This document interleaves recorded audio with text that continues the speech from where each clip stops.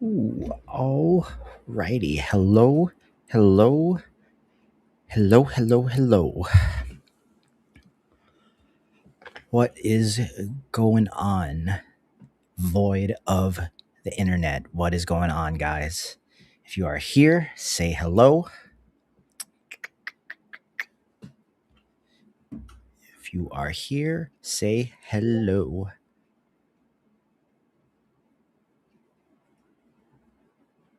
Um, what is up, everybody? Let's see if this is working. It has been a couple weeks since I have done this.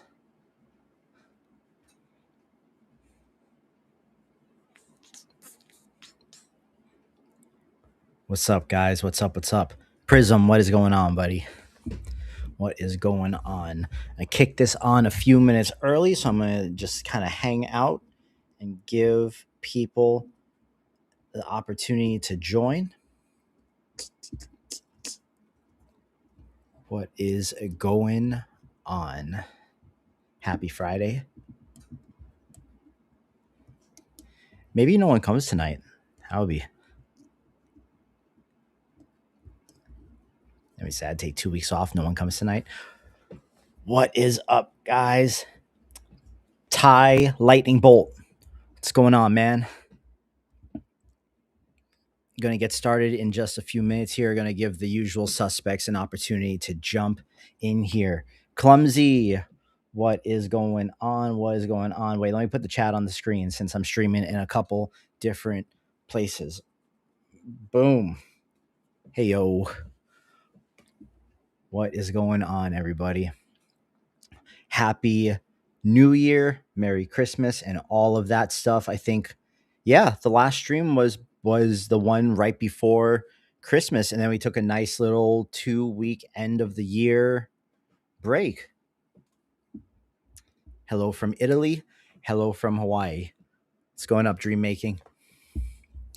Tonight should be a fun one. Tonight should be fun. I don't know. I have like a general idea, and we're just gonna kind of like explore and experiment and see where that goes. But I have the like semi direction.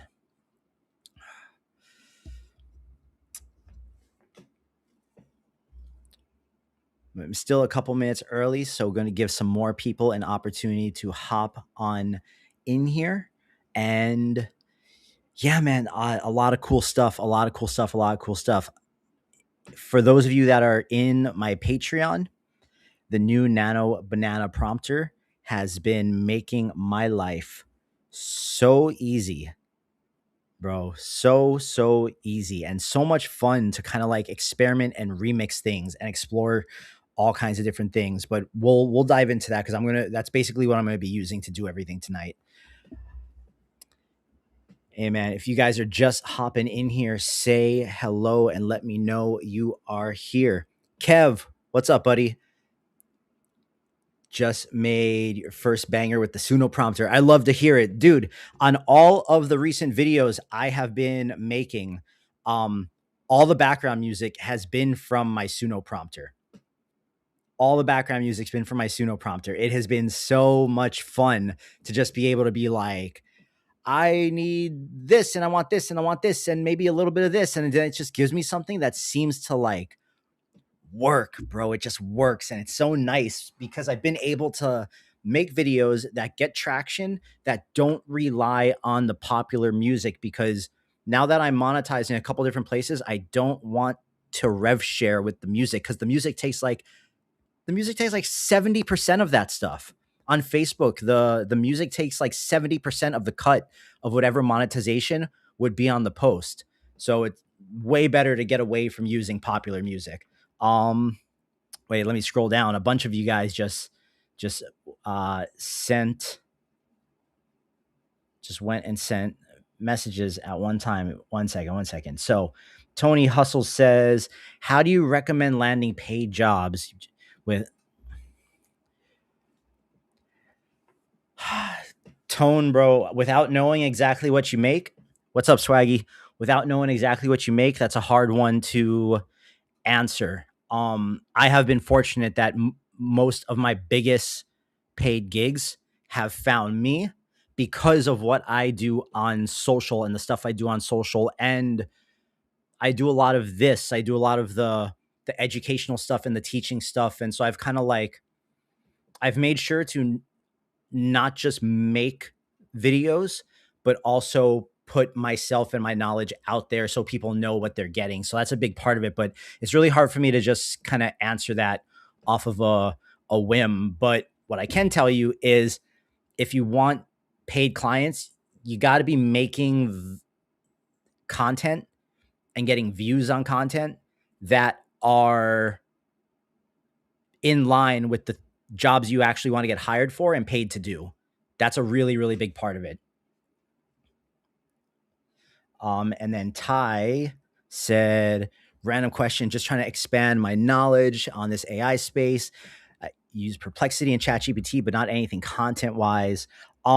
So this is obviously a sprawling question, but since we're still kind of just waiting for people to hop in here, I will give you the nutshell.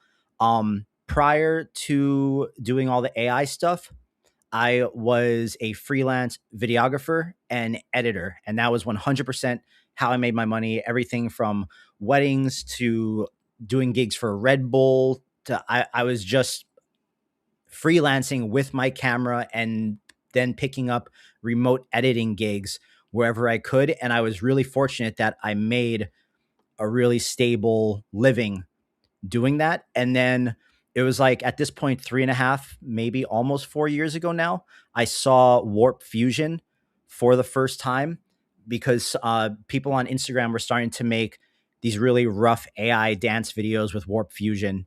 And when I saw the animation, I was like, holy shit, holy crap, I need to learn how to do that. And that was my entry point into all of this. And ever since I picked up Warp Fusion and I found a community of like-minded people that were into AI really, really early, who were working just as hard as I was working with trying to do stuff, I've just been grinding ever since. And the AI stuff has completely taken on a life of its own. But the fact that I had learned how to edit and film and I was getting paid to do that, and I know how to use After Effects and all that kind of stuff, that has definitely helped me adapt quicker to all of the AI tools and help me find ways to combine the AI tools and do stuff with them in the post process that help me kind of differentiate myself a little. So there's a lot of value in knowing how to edit and do all that stuff with all of this. Grind said, "Are you trippy, bro? Are you trippy? I think you're trippy, right?" Grind said, "Are you trippy? You're trippy." We we're going to be making something funny that is probably food adjacent that might be a little bit different from the food videos I've been making. I'm not going to do a crazy story style video tonight because those take really long and I need to really think about the story and the script and all that, but going to make something that is funny enough to hopefully post on the socials tomorrow morning. Either way, though, going to be using all of the new tools at my disposal, like the Nano Banana Pro Grade prompter that I just released on the Patreon, my Sunno prompter that I released a couple weeks before, and kind of flex the power of those things to everyone and see so everyone can see how much easier those things make their lives.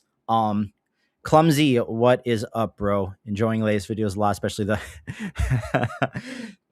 Thank you. Thank you, buddy. Thank you. Yeah, I did the first one on a whim and they've kind of taken on a life of their own at this point. Swaggy, boom, boom, boom. AI digital, what's up, buddy? 3D artists just started. I appreciate that, man. I appreciate that. I appreciate that. The fact that anyone learns anything from me, I am super, super thankful for. And I'm just stoked that all the silly stuff I do is actually helpful to a handful of people. Dude, the Sunno prompter has completely changed my game with the music. It's completely changed the game for me with the music. But okay, we got a decent number of people in here, guys. So if you guys are watching on X, hello. I'm sure you're just here in scrolling and passing by. I'm expecting a couple more people to see this on X now, since I had a nice little glow up on X over New Year's. My account went from 3,400 to 10,000 in literally a weekend. Um, but yeah, if you guys are on X and you want to actually take part in the chat and interact with people, come on over to my YouTube channel. The link is in the link tree in my bio on X. If not, all good. Appreciate you guys for stopping and checking me out regardless. Prism, Prism. What did you say, bro? Some people charge crazy money for courses. jboogx Patreon is fantastic value. Learning, really, really appreciate that, man. And I have some tutorials in the works based on the feedback from everyone in the Patreon over the past 2 or 3 weeks. So thank you guys for actually giving me the feedback when I asked for it. It has helped me figure out a direction to take it. The tutorials are going to take a little bit more time. However, we're going to get the year started right, but hopefully the Nano Banana prompter got you guys off to a good foot. You still using Midjourney? Or bro, I haven't had anything to use Midjourney for in a minute since Nano Banana Pro came out. I think I'm kind of on Midjourney right now. I think I'm good on Midjourney until V8 comes out, because everything I'm doing right now and everything I want to do is more or less Nano Banana Pro 2 territory. Like, yeah, there's nothing I'm doing right now that Midjourney would actually even be able to do. Midjourney can't make the food characters the way I make them and the way I want them made, or make them do the things I want them to do. So there's just like, and the food has kind of taken on a life of its own on all my socials. So yeah, we'll give Midjourney a try when V8 comes out, which is supposed to be sometime this month. The thing that is on the horizon that I am the most excited for is definitely VO4. I have no idea when that's supposed to come out, but I can't imagine it's going to be much longer. Like I have a feeling that VO4 is right around the corner from us.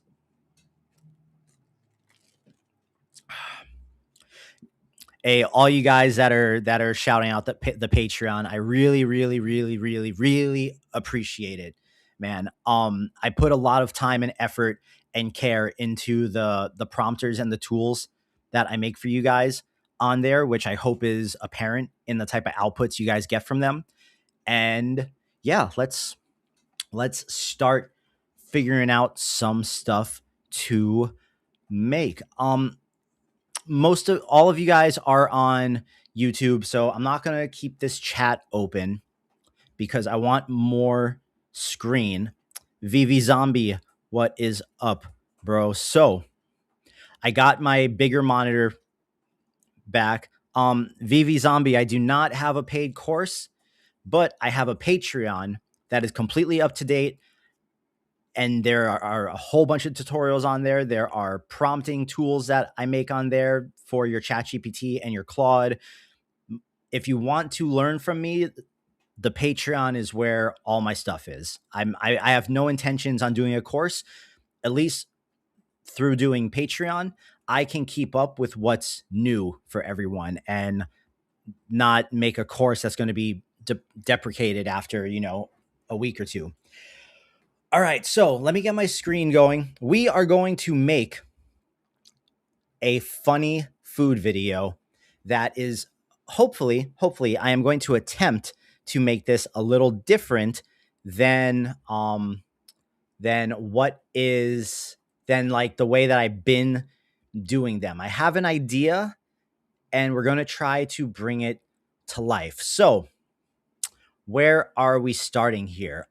Per usual, in case you guys are new here, Ghost, the food videos are funny. Do not put the word funny in quotations. They are funny. Quotations insinuates that they are not funny, and I'm being sarcastic. They are extremely funny. Hey, Swaggy, well, can't wait to hear it, bro. Okay, so for those of you that are new here and that are not super familiar with the way that I do things, there are a couple tools in the rotation that I use constantly, all the time, all the time, all the time. And I know what you meant, Ghost. And one of them, one of them is this website that you see here on the right hand side of the screen, which is called cosmos.so. I do not think that this website is a secret by any stretch of the imagination. But every time I ask someone, "Oh, are you on Cosmos?" They still don't know what I'm talking about. So I'm going to put my Cosmos profile in the chat, and I'm also going to leave a comment on the X post with my Cosmos profile, because this is where I do all of my mood boarding. And I really, really love this site. And it makes my life super easy, and it's super fun to browse and add stuff to your mood boards. And I've been trying to scroll on my For You page on Cosmos and add stuff to my mood boards every for a little while every night before I go to bed. See, like there's already like a couple things I see here that like I don't want to disappear and like get away before next time. So, and like when I look at things, if something immediately like catches my eye and I'm like, ooh, I like that, there's a chance, a very strong chance, I can use that for some type of reference imagery with Nano Banana Pro somewhere in the future. However, we have some funny food stuff to make. Now, you guys have probably seen the videos I've been making with telling the backstories of the food. I'm not doing that tonight. We're going to try to do something with real food, and we're going to try to do it in VO, because there's something still very tactilely about VO and that I really, really, really like. And most of the time, I prefer the animation in VO over Kling. However, Kling has been showing up more and more in my videos lately. So let me Twitch stream one, what's today's date? 9/26. Always label your VO folders. And okay, so here is the plan. So here I am in Claude, a good image to 3D model AI that I can't, because I don't really, there's nothing I really do for the image to 3D side of things. I hear Tripio thrown around a lot. I know Hunyon has something really good, but I don't really have a use case for the image to 3D thing, so I'm not like the right person to ask about it. I have tried Seed Dance, bro. I have tried Seed Dance. Seed Dance 1.5 is really, really good. It is really good, and it's really fast, and it's way cheaper than Kling. Highly recommend. Definitely a fan. So okay. Here is what I'm going to do. Before coming on here, I had started this food mood board on my Cosmos. And I'm sure you could kind of see the suggestive nature of some of these food images. And I would like to find a way to combine one of these very suggestive food images with my piping bag character and make something really, really funny, and not like, I don't want to make the fruit anthropomorphic or make it alive. I kind of want it to be real, but we'll see. It might not work. So here's what I'm going to do first. On the left-hand side here, I have my Claude open, right? And I'm in my projects, because the prompters that I build that are available on my Patreon that I make all my videos with and that everyone can vouch for, I build these things as projects to be used in either Claude or ChatGPT, not GPTs and not artifacts, projects. I personally feel like projects are the most powerful thing in any of these LLM environments because you get to kind of like take your context and your instructions and your knowledge and just like contain it in its own folder, and it has all that reference material every time you go back to it. And so I have this Nano Banana Pro Grade Prompter V2 that I just released to my Patreon. And what I'm going to do here is I am going to first, we're going to take the image of this. What is this, bro? Is this a fig? Is this a fig? Maybe let's try the pomegranate. No, the fig. The fig is definitely more suggestive looking. So I'm going to copy two of the fig images and put them into Claude. A bio, appreciate it, buddy. Just FYI, because I see you watching on Twitch, bro. No one really watches on Twitch, but there's like 30 people on YouTube who are all in the chat. So migrate over to my YouTube channel rather than the Twitch. Just come over and watch it on YouTube so you can have like the chat with everyone. If you want. All right, so I'm going to take these two images of the fig and I put those into the prompter, and what I am going to tell the prompter, and FYI, throughout doing this, I don't type my prompts anymore. I use whisper flow, so I just kind of like dictate everything.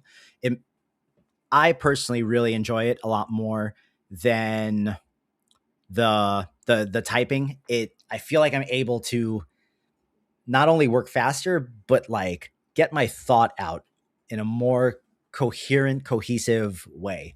So, okay, we got the two images of the figs, and I'm going to tell the prompter, I need a prompt for a photorealistic image of a sliced in half fig, similar to the images you see above. However, the nature of this image should feel very suggestive without using any words that would get picked up by the sensors in the image generator. The fig should be juicy, and the shape in the middle should be shaped like a particular thing. Let's start there. That's what I gave my prompter over in Claude. Now, this prompter is special because it is going to write a prompt in two different ways. Dude, Whisper completely changed the game for me. So I love how Claude is like, Tyler, I know exactly what you're going for. The fig has been a symbol in art for literally millennia for a reason. Its natural anatomy does the heavy lifting. So, okay. The prompter writes me the prompt in two different ways. And these are two formats that I've specifically given it because they work very, very, very well with Nano Banana Pro. One is, of course, JSON, but the other is a very specifically written plain language prompt. Dogman, at the $100 a month plan for Claude Max, I never run out of tokens, and I am even able to use Claude Code and like build stuff on the side with that. So I'd say no, unless you're like a super cracked developer. Are you going to need like more than the $100 plan? And Goated AI Art, what's up, buddy? Is Claude better than GPT at writing prompts now? I have almost exclusively swapped over to Claude now because I feel like my prompts are just way better from Claude, and it feels like it's a better creative writer than GPT. Like Opus 4.5 is incredible.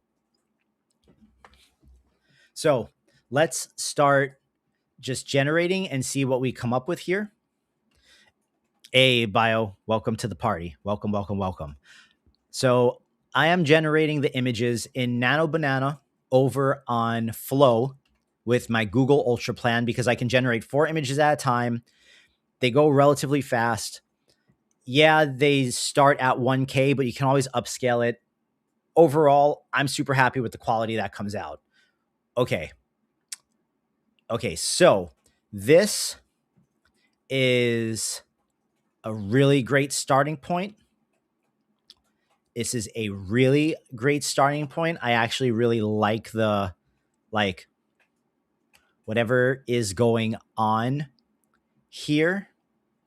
I'm going to find a shape to tell it something. Where is something I can reference for this? I need the shape so I can reference it. Give me a second. Give me a second. My eyes are scanning. Okay. We're going to take the center of the papaya and we're going to whole bit media. What's up, buddy? We're going to give the papaya to the prompter and we're going to tell it, I'm giving you this reference image of the papaya, but I do not want you to prompt anything about the papaya. I want you to look at the shape of the section in the center of the papaya where the seeds are. And I want you to recreate this shape in the center of the fig with the prompt rather than the center of the fig just being a circular hole. And let's see if the prompter can tackle that.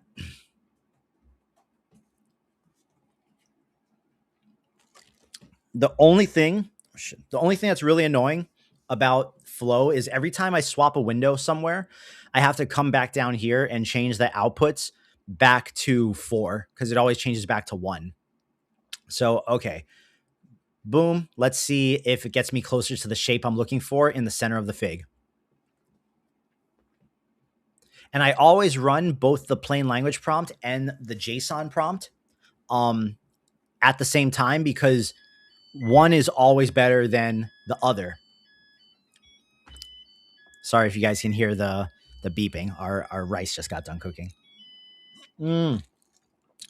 Bro, that is perfect. That is exactly that. It can we just appreciate how quickly we got there? So it initially made me the image of the fig with just like the circular hole like this, right? And then I gave it the image of the papaya. And you guys heard what I told it, that I ignore the papaya. I just want you to look at the shape where the seeds are and recreate that shape in the center of the fig. And I'm not giving a reference image in here. These are straight text prompts. That is perfect. But now I'm going to tell the prompter,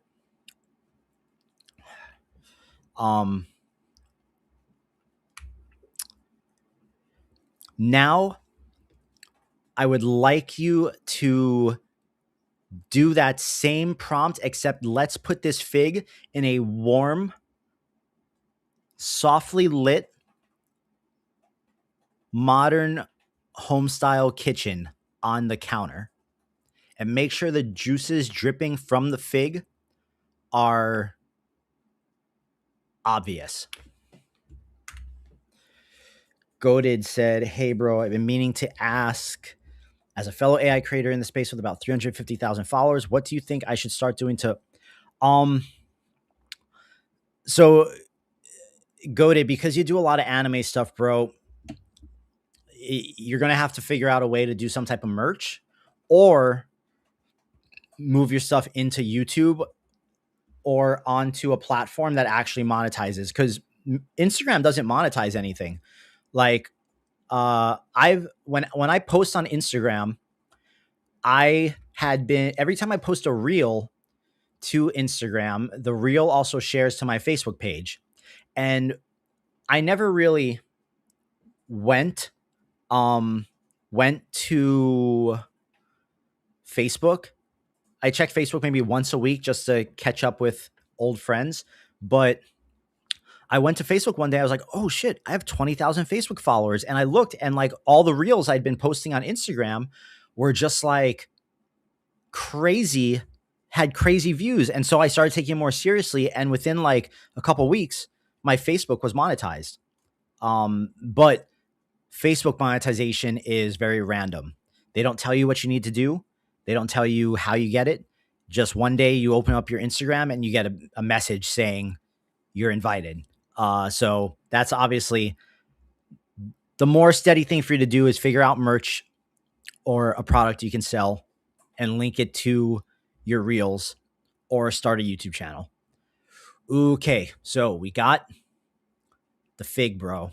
We got the fig. Let's take a look at them. I'm going to tell it. These look great. However, we lost the detail of the slit in the middle of it instead of the hole. Let's make sure we're extra explicit about the shape of the opening in the center of the fig.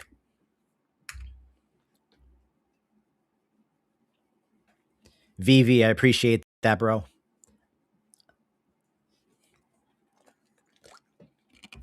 And I promise I have a direction I'm going with this, but this starting image is really important. All right, let's see if we can get closer here. And if this one doesn't work, then I'm literally just going to replace the fig in one of these images with one from another. Yeah, the prompts that this prompter writes are some chonky, thick boys. Like, look how these are some thick buddies. That is, brother. What are we looking at right now? That is crazy, bro. That is crazy.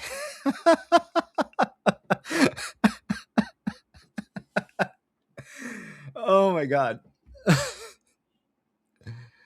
I mean, if I didn't use that one, it would be absolutely criminal, bro. It would be absolutely criminal. So what we're going to do is we are going to upscale this one to 4K.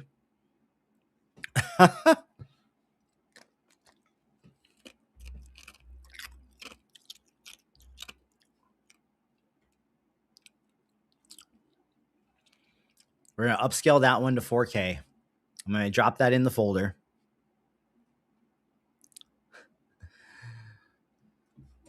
Boom. All right. So let's check out our 4K fig right there. Boom.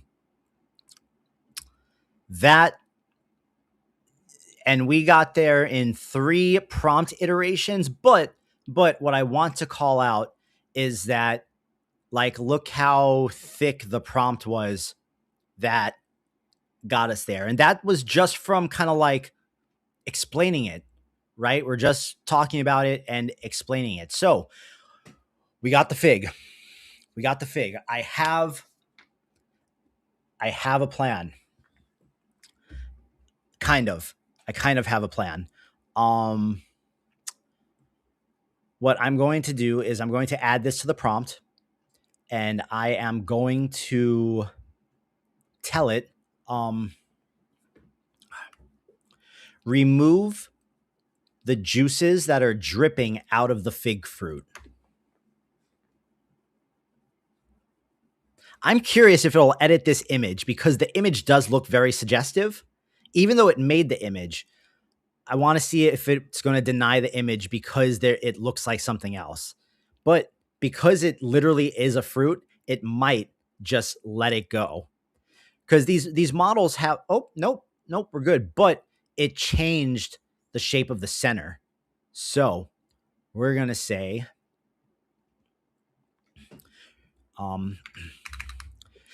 do not alter the shape of any part of the fruit or the way the fruit is split down the middle. And if not, then we're going to try plan B.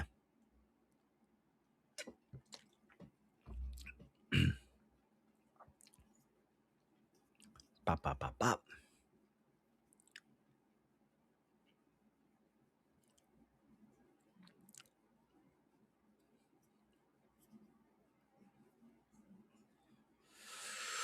Nope, changing it too much. So what we're gonna do is we are going to try free pick, bro. We're going to try free pick. So I'm gonna take the image of the fig that we downloaded in 4K. I'm gonna upload it to free pick.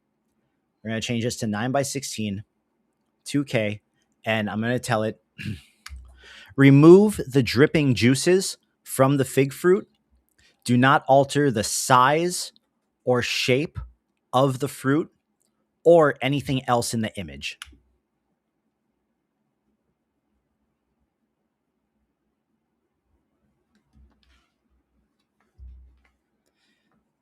And if this doesn't work, then we're going to pull the prompter in to help us.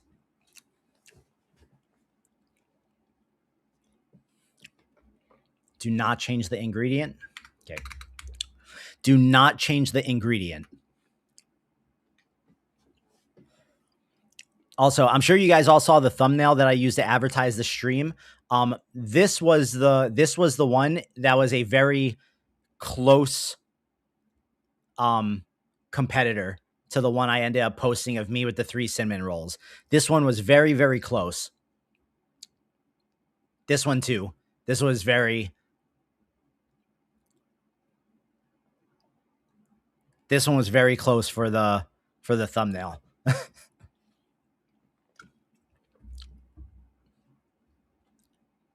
Boom, there we go. We got it on the first try. Boom, boom. So each time, flow image is conversational. Well, it's not that flow image is conversational. It's that Nano Banana Pro has its own kind of like context window and itself is kind of conversational. So you can talk to it in a more conversational manner rather than being so obsessed with the prompt. Mainly when you're trying to edit an image, I find that's when you have the most flexibility. If you're trying to get something, if you're trying to prompt an image for something very specific, then it's best to be very specific. But okay, so we got this. Boom. We're going to download this guy right here. And I'm going to give this one to the prompter. And I'm going to tell the prompter, I need an overhead shot with this fig laying flat on the counter.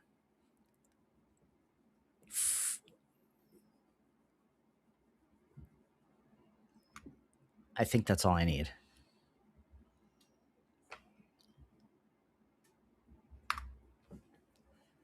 I think that's all I need. I think that should work. So then in here, I'm pretty sure we can pull in the image of the fig fruit.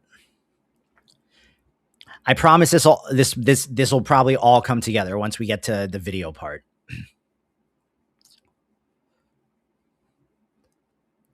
So using the reference image, we're going to also put in the prompt.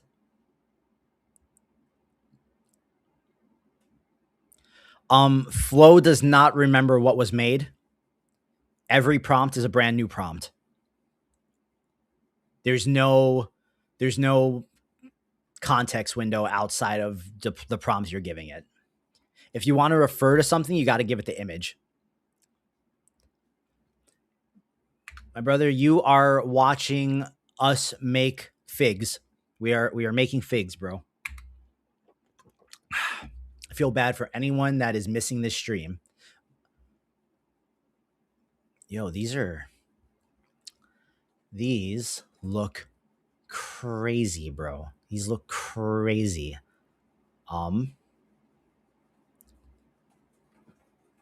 These look crazy. Okay, so I'm going to tell it,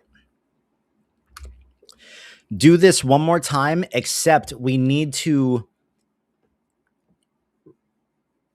remove the juice that is gushing out of the fig. There is a plan. There is a plan, and I'm trying to find my way to the plan.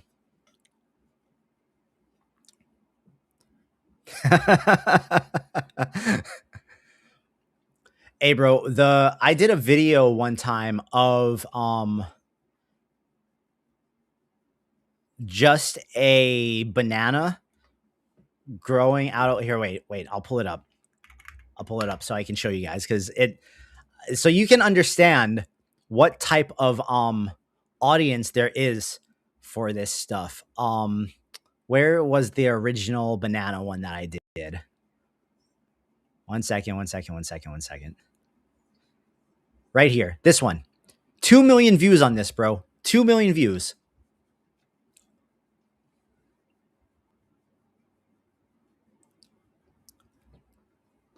Two million views, a whole lot of followers. Do not underestimate the power of the fruit. Okay? That was the only Sora video that I made and posted when Sora 2 came out. And this one right here is exactly what we need. Boom.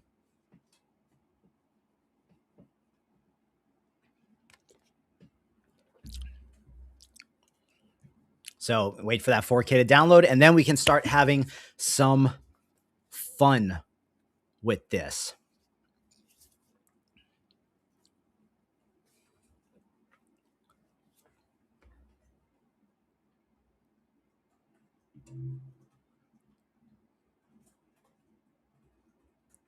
All right. So here's what we're going to try. We're going to go to the video mode of VO now. Frames to video. We're going to make sure we put in our upscaled ones that we pulled. Wait, let me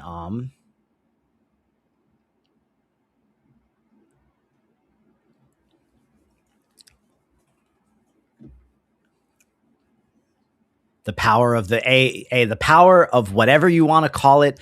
People like food and people like the other thing, and people have all kinds of crazy different emotional relationships with food. So you combining both of those things is like rocket fuel. Now there's actually one more image that we need here. So we're going to go back to the prompter, and I'm going to give it the image of the fig standing up, this one right here. And we are going to pull in a crowd favorite, which is the piping bag. And let me grab my image of my piping bag man. Boom. I'm going to tell it, I need a prompt that zooms out from the fig so there's more space in the frame. And standing next to the fig, looking nervous, is the piping bag character. And the piping bag character is leaking icing on the counter from its nozzle.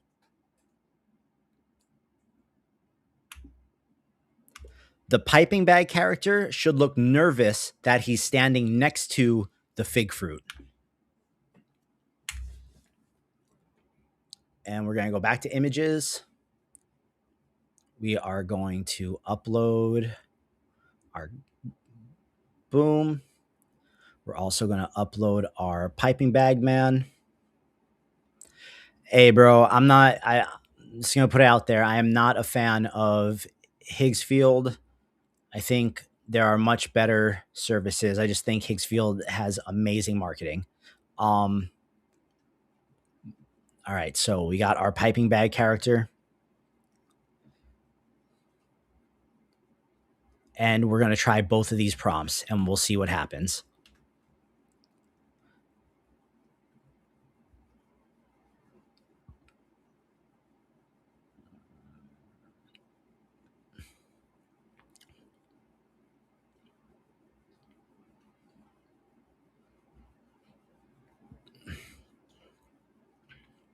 Boom. Boom. Okay, let's see what we get. Oh,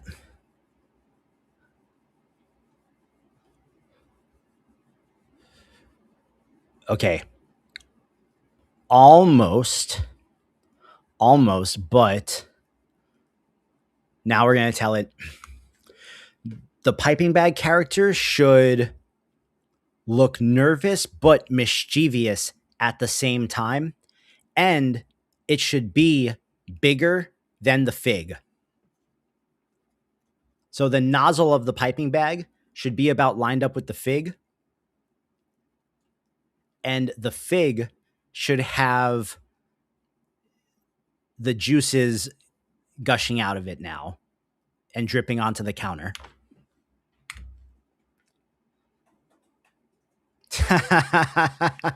It's like, no, it's mine.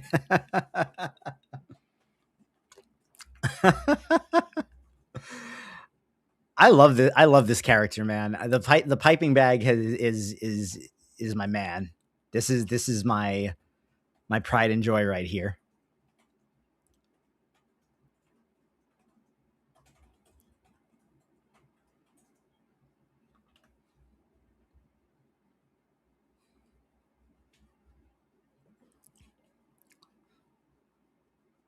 Oh, that one. It was like, no. So there's something in this prompt that Flow does not like, and Flow is like, what are you doing?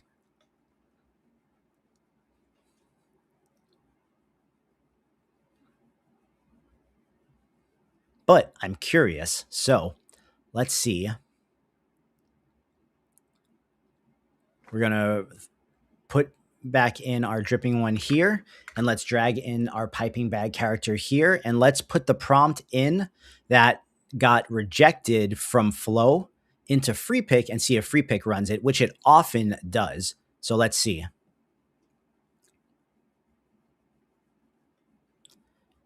Ghost, they're not on to me. They're not on to me. Yeah, but so AI digital. I rather not do it with the I rather try to get the image out of the straight image than edit, because even though the image degradation is pretty is pretty not a problem, I still rather try to get it out of the image and only edit if I absolutely have to.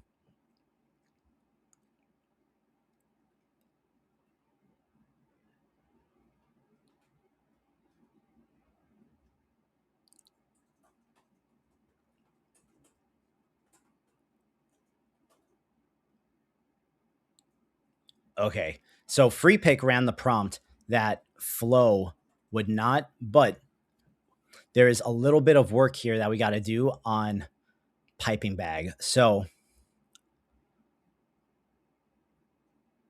I really like this one.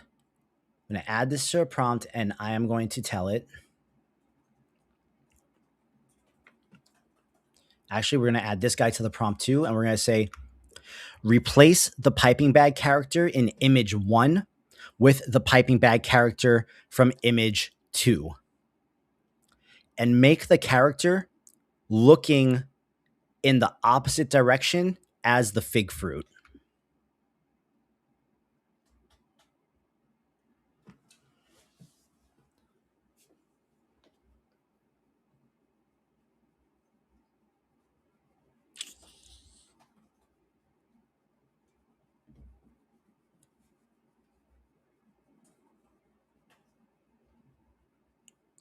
Bop, bop, bop, bop.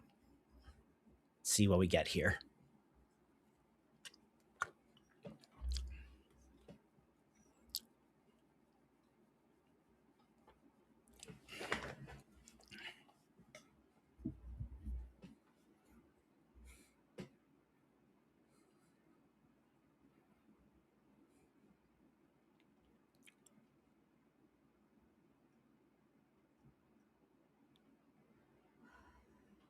Oh, this one is perfect, bro. This one is perfect, but I do have to check the lighting on this. Okay, I think that's pretty good. So we're going to download this guy. Boom.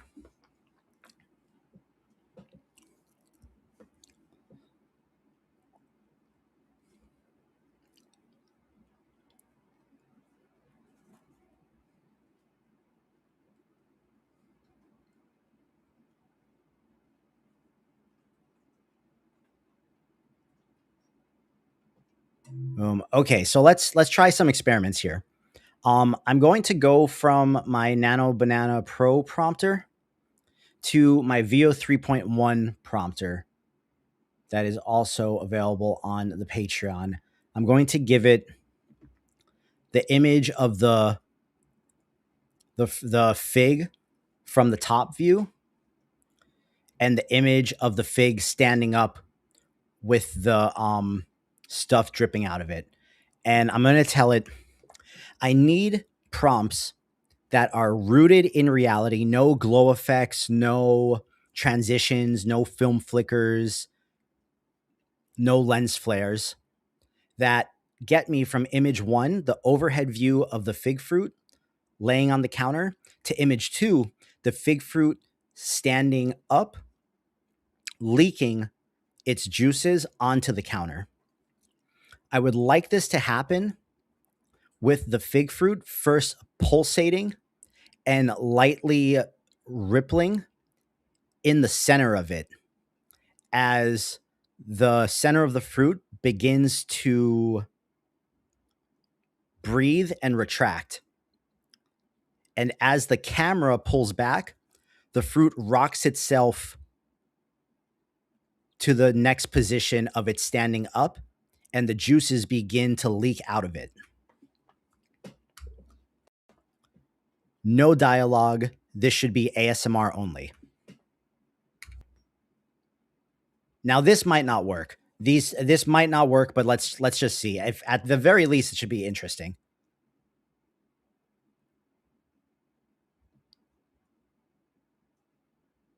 So let's grab image 1. Things we do for virality, bro.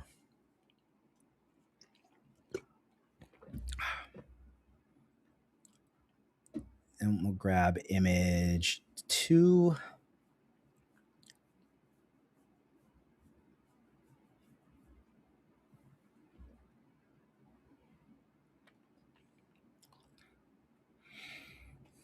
Need to change this to portrait. I need to upload this one again, except I need to make it portrait.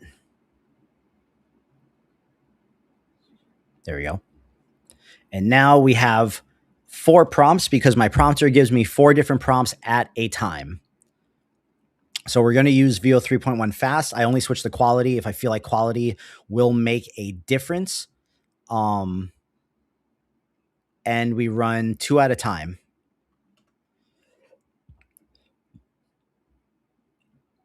And then just so that we can test it out, we'll also run this in Kling. So let me drag image 1, drag image 2, and we'll put the same prompt into Kling. And we'll do this as 10 seconds, and we'll run 2 of them. McLaris, what's up, buddy?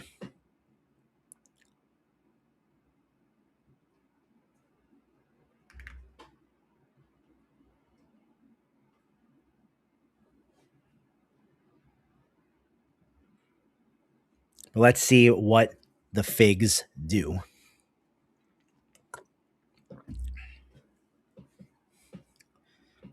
So I got 4 prompts. It gives me 2 prompts at a time. So we got 2 more to try.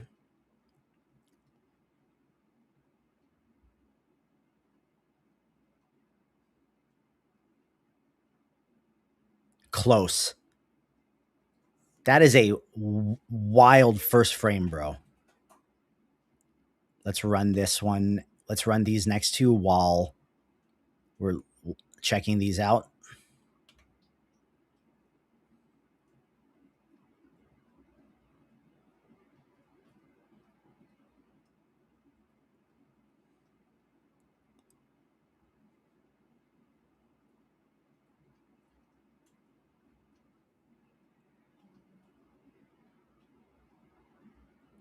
Oh, this one's got a little crazy.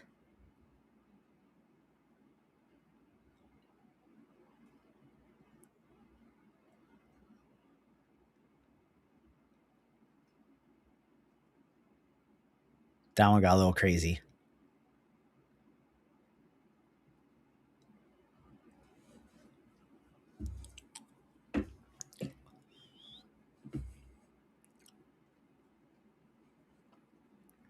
What's going on, guys? What's going on? What's going on? What's going on?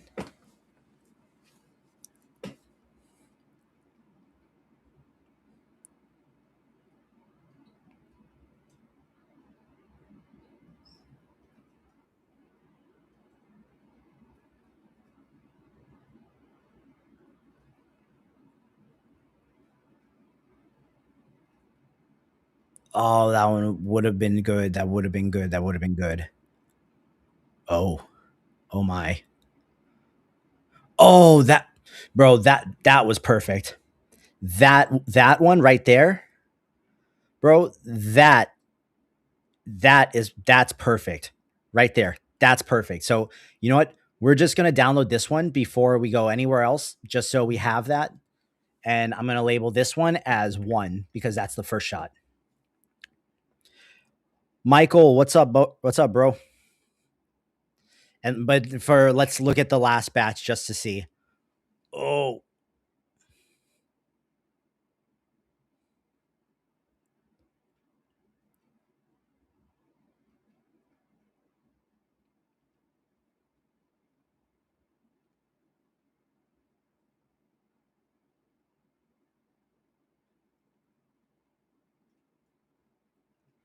okay.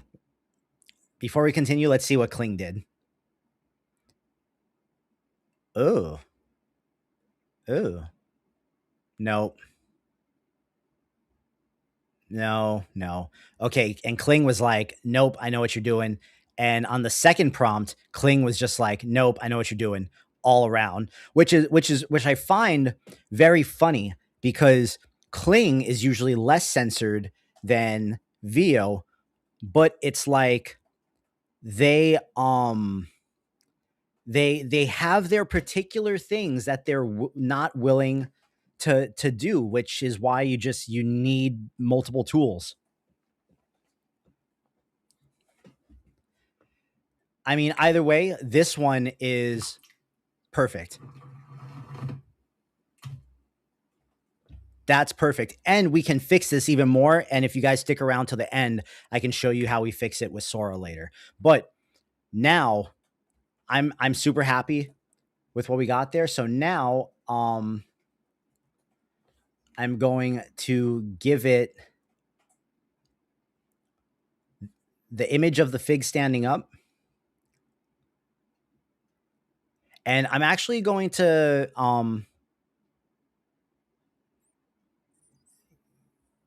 put the image of the piping bag and the fig in the free pick real quick. And I'm going to tell it increase the amount of juices that are dripping out of the fig and make it extra juicy. Do not change anything else in the image. Oh wait, where did Whisper? Where'd you put that? See, that's what I love about Whisper Flow. If I'm in the wrong text box, I can just go into Whisper and I can copy it and paste what I just said, so I don't have to repeat it. Yeah, clumsy. I agree. Um, but the fact that we got one is I all we need is one, bro. And sometimes it's just the luck of the roll. But that prompt that one gave me exactly what I needed. Well, Super Bio, I appreciate that, buddy. Appreciate it, appreciate it, appreciate it.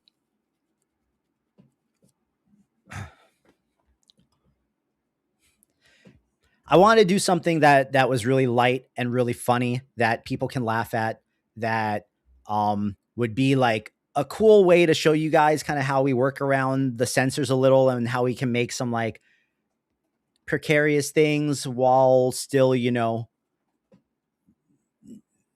coloring within the lines and just like the whole process.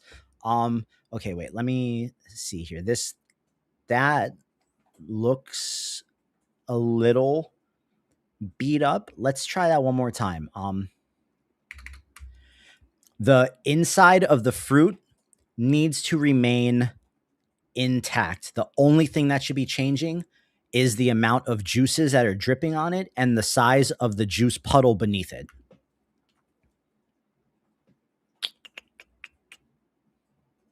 Because now I want the camera to zoom out and the piping bag is standing there. And the piping bag is like, what do I do? But I just had another idea. Maybe I bring the banana character into this too. I don't know, bro. I don't know. That might be too much for the video model to handle, but let's see.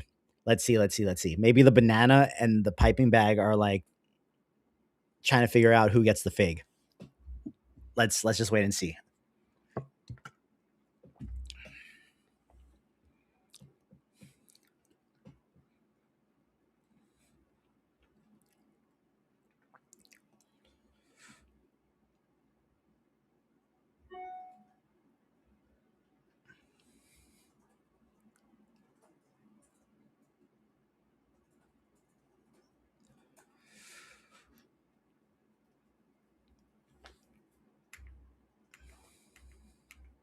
Okay, I think this is going to be the one.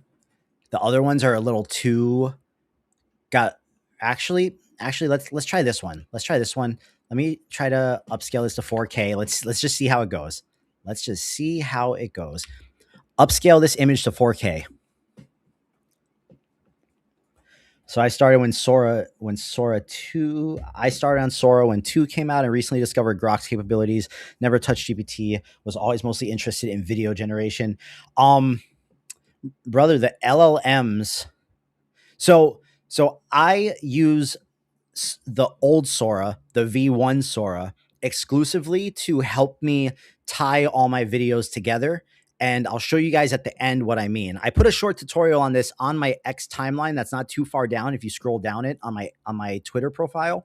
But I'll show you in real time tonight how I do that. But first, let's get this thing. I'm going to close my email right here. Because I have a plan. I have an idea.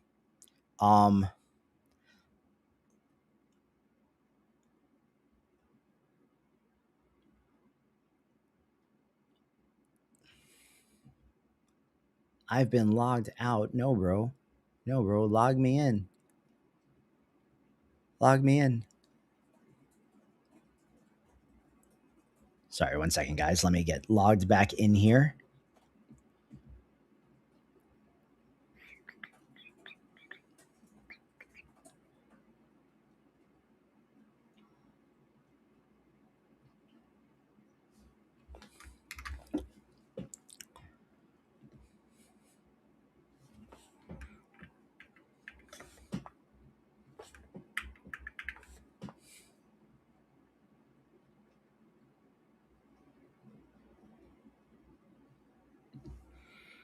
Okay, so I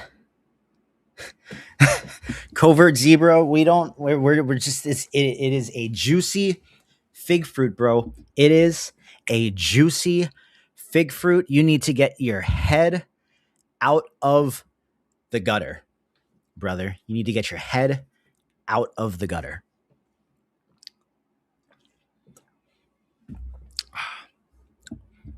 There are AIs listening. There are AIs reading the chats. We do not make or condone that type of content on this stream or on my channels. So that's all I'll say about that. Let me grab the banana picture real quick. Let me grab a picture of Le Banana.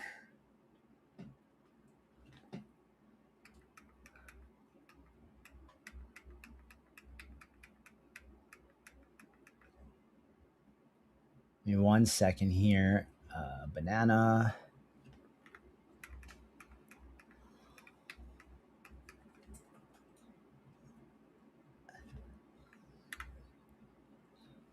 Boom.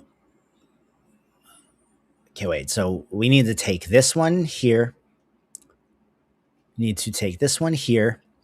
I'm going to tell it, change this back to 2K. Let's tell it, zoom the camera out of image 1 and place the banana character from image 2 with its long banana fruit standing on the opposite side of the fig from the piping bag. The banana should look nervous like the piping bag and looking in the opposite direction. Let's see how that works out. This one's kind of hard.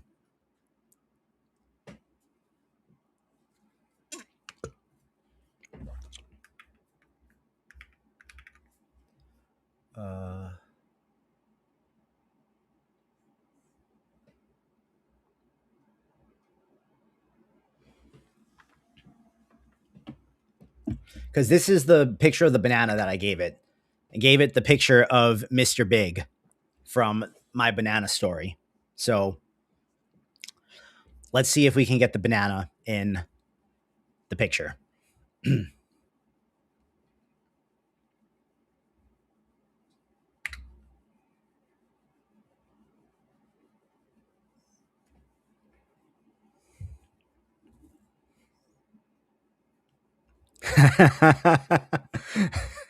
The prompting language is definitely it is a dance, man. It is a dance to get what you want, especially if what you want is in that little gray area.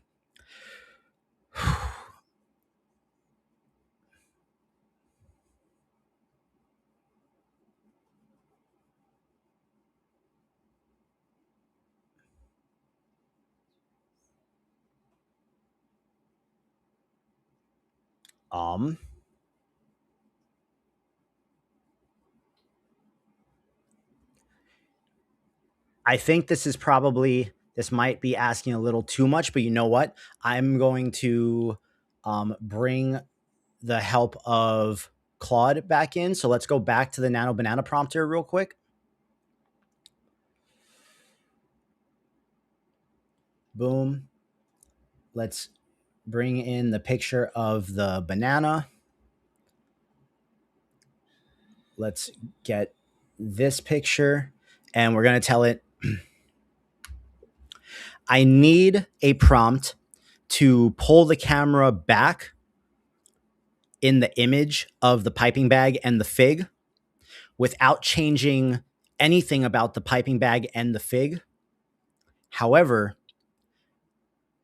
I want to put in this banana character with its large curved banana fruit standing on the opposite side of the fig with a similar mischievous look on its face as the piping bag.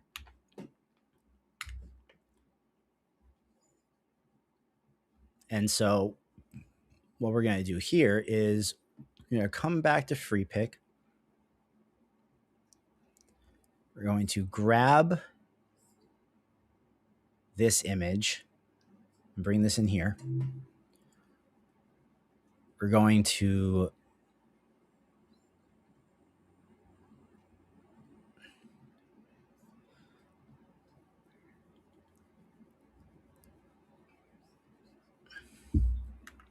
put in the image from free pick into flow.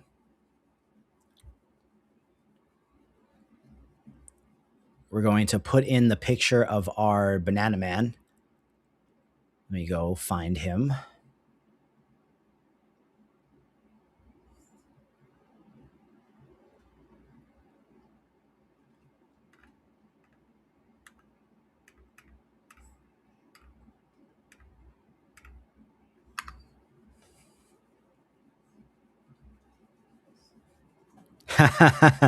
The banana has nothing nano. McLaris, thank you. I've been having a lot of fun with it. These take a considerable amount of time to make, but the response has definitely made it worth it.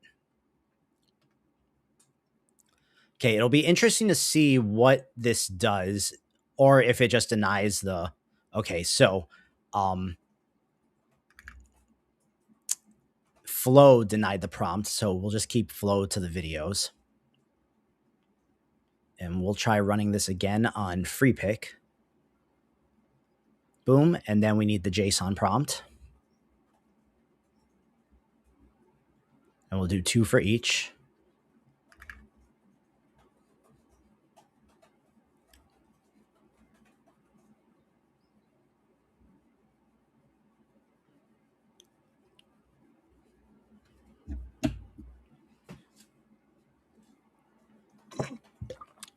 And let's see what happens here.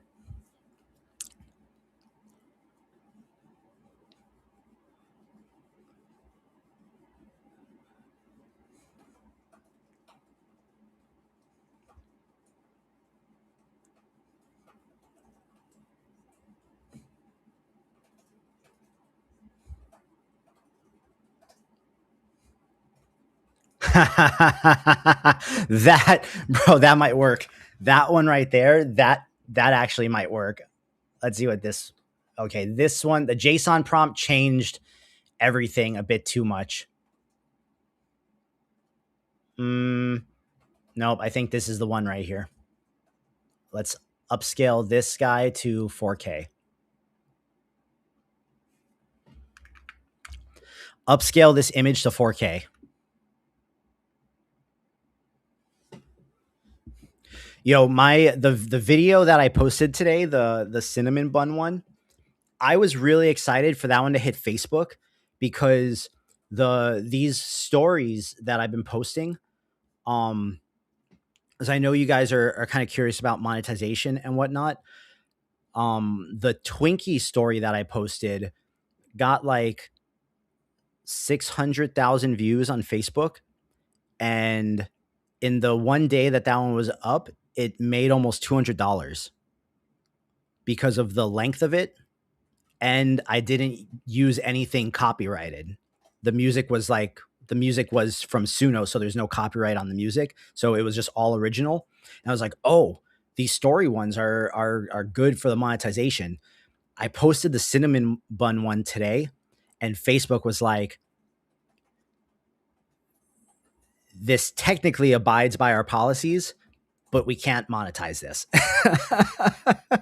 So I guess I got a little too carried away with the cinnamon rolls.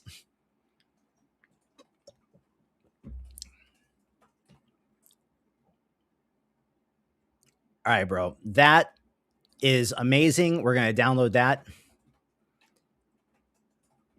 Let's look at this a little bit bigger.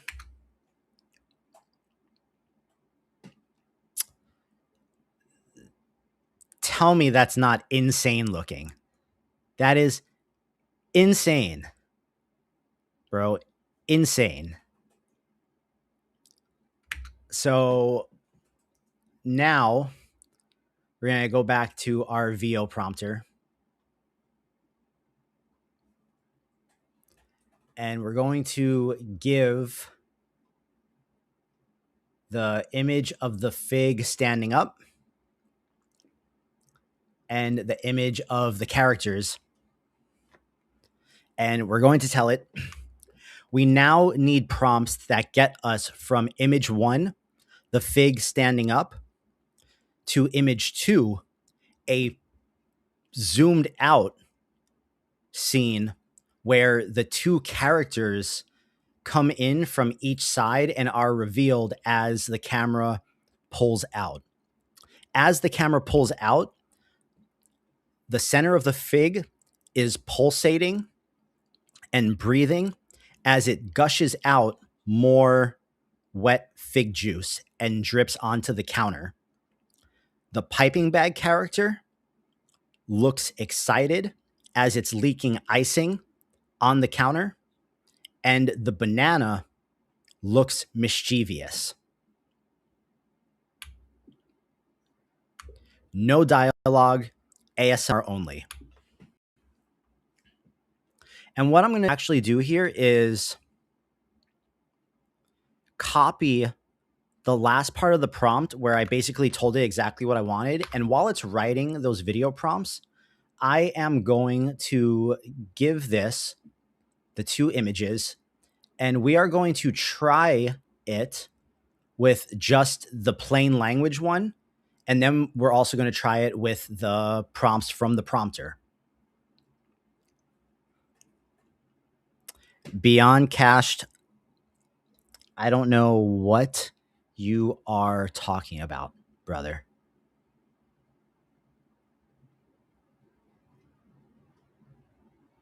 Now, the question is VO going to see through our plans, or will it generate the videos? I think it'll generate the videos,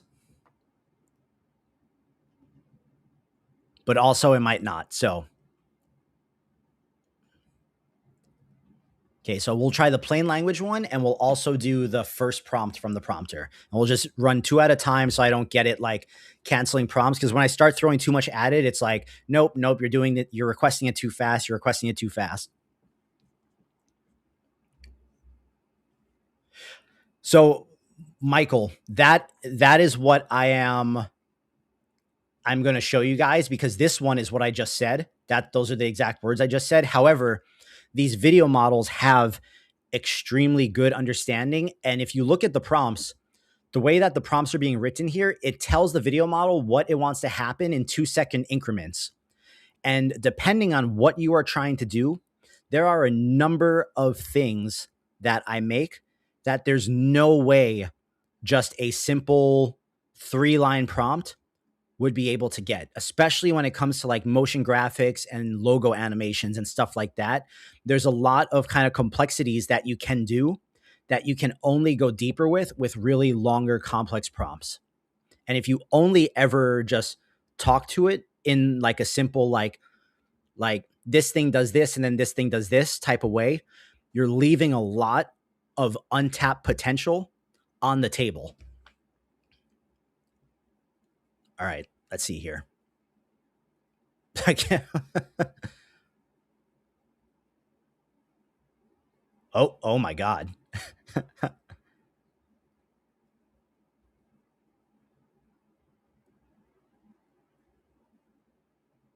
Not quite.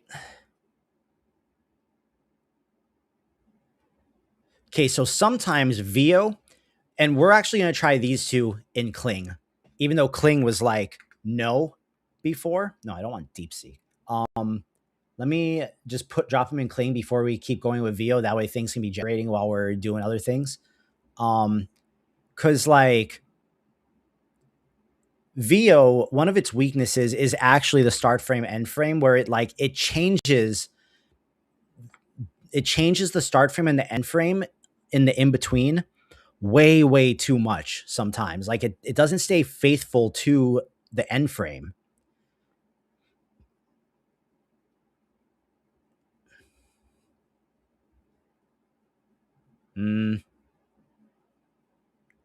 Okay. Well, while we're waiting for this too, we're going to try prompt number 2 and prompt number 3 before we watch this next set.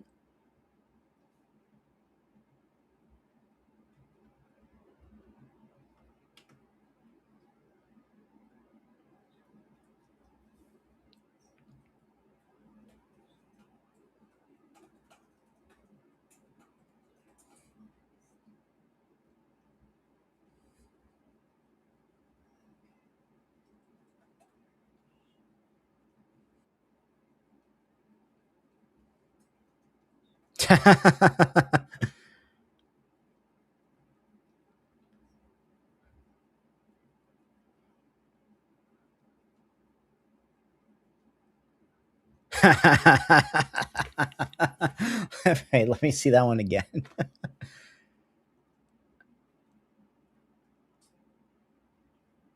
Not quite. I wonder if Kling is going to let this one go through, or if it's going to be like, nope.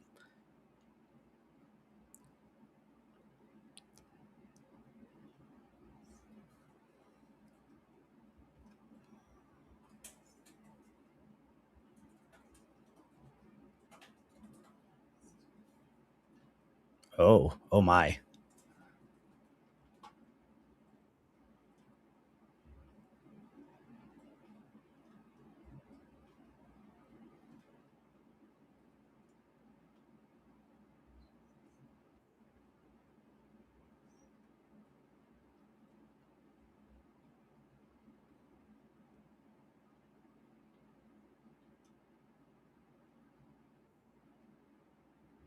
No, bro, I don't want you to ice it yet. You know what? Let's do this. Let's say the camera slowly pulls out, the piping bag character creeps in mischievously from the right of the frame, while the banana character struts in mischievously from the left of the frame. As the camera pulls out, the fig is pulsating in the center as the transparent juices gush out of it onto the counter. ASMR only. Let's see how that one does. All right, let's see. Is no, Kling is like, I know what you're doing. I know what you're doing, and I tell you no. Let me try running 4 and see if it does it. Try running 4 and see if it does it. And let me also try to change the prompt here. Kling is on to me. Kling is on to me. No. No.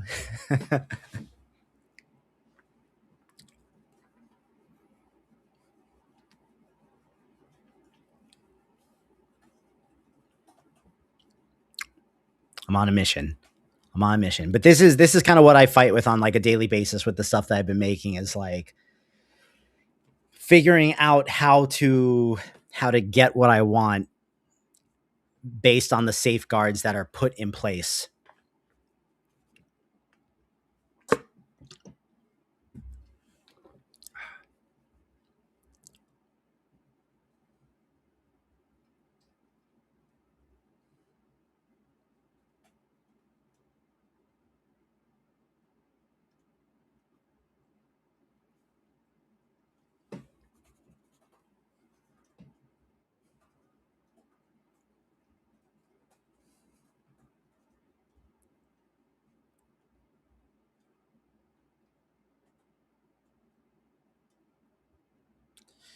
I feel like the first batch was probably the closest.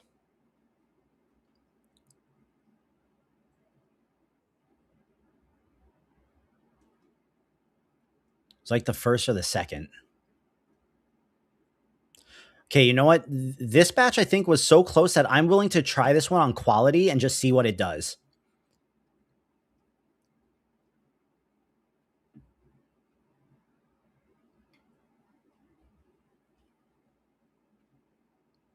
And is Kling gonna be like, nope? I'm so curious if it generates any videos, or if it's just because if the image was the problem, then it would tell me no as soon as I upload the image.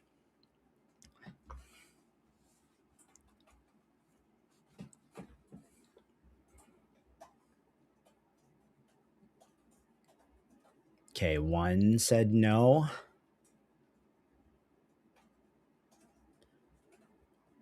The funny part is Kling animated all the videos for the cinnamon roll one last night when Vio wouldn't, and those were like really, really nasty, bro. Oh, I got one.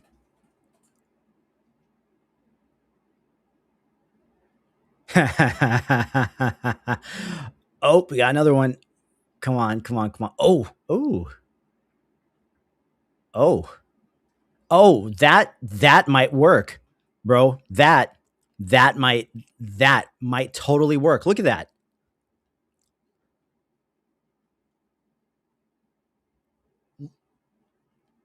Look how confidently the banana struts in, bro.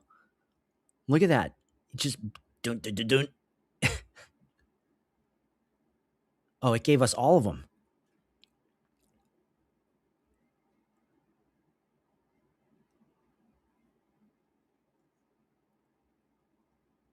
Okay, let's check these.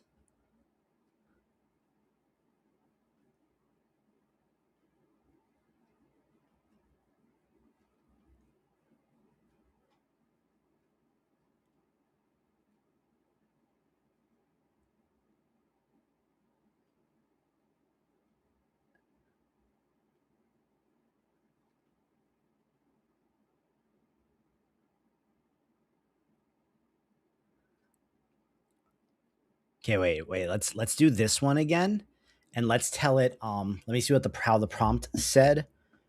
I mean, it's, yeah, but that's fine. That's fine. I'm not gonna trip over that. Um, the two characters come in, one from each side. Boom. The piping bag character is leaking icing the entire time as it walks up to the fig and looks excited. Boom. Let's try that one more time.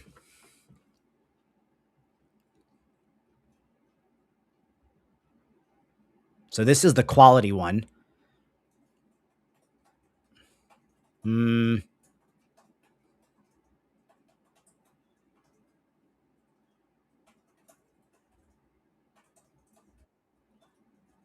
I think Kling's the winner here.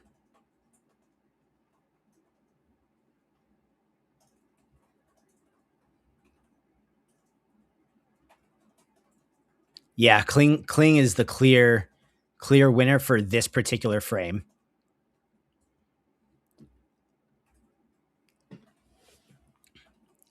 So let's wait to grab these real quick. Ooh. And while we are waiting,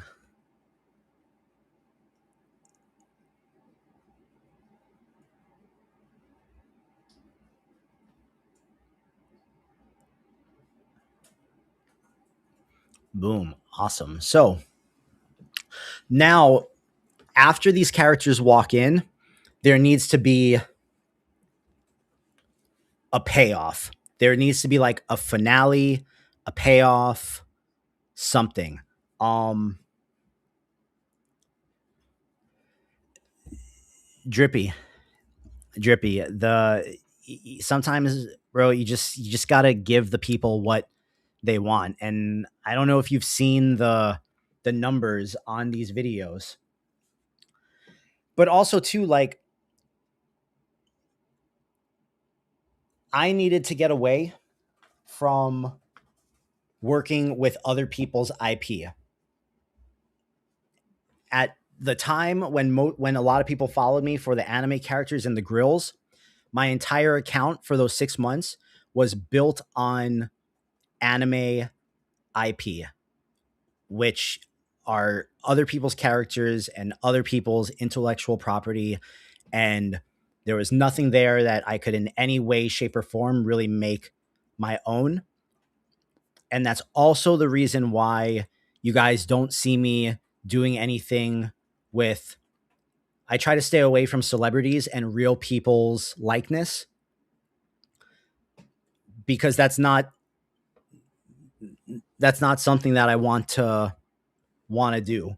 And I really enjoy doing the anime characters, but exactly, I couldn't monetize that, and the velocity of it was a little limited, and I started to feel burnt out doing it because not only did that depend on popular IP of anime characters, that also depended on popular IP of songs because the music in those videos were just the music was the driver of it all. I was combining the anime characters with the grills, with the lean, with smoking, with the music, and that was driving most of the attention on those. And while that might be fun for a specific group of people to watch, that doesn't go anywhere long term. And you guys might look at this stuff and be like, well, this doesn't go anywhere long term. This is stupid. This is freak shit, whatever. There's a lot of little techniques at play here that go into making these videos that directly translate into solving problems that I need to solve in client work. And I've put a lot of different tools in my tool belt that I've learned from making these videos that that has directly ended up in client work and in brand work. And I know it might not look like that or feel like that from the outside. However, people also love these. And I have a lot of fun making them because they're funny. And I spent so much time in my early creator years only making stuff that felt like personal and serious. And I got very burnt out of it.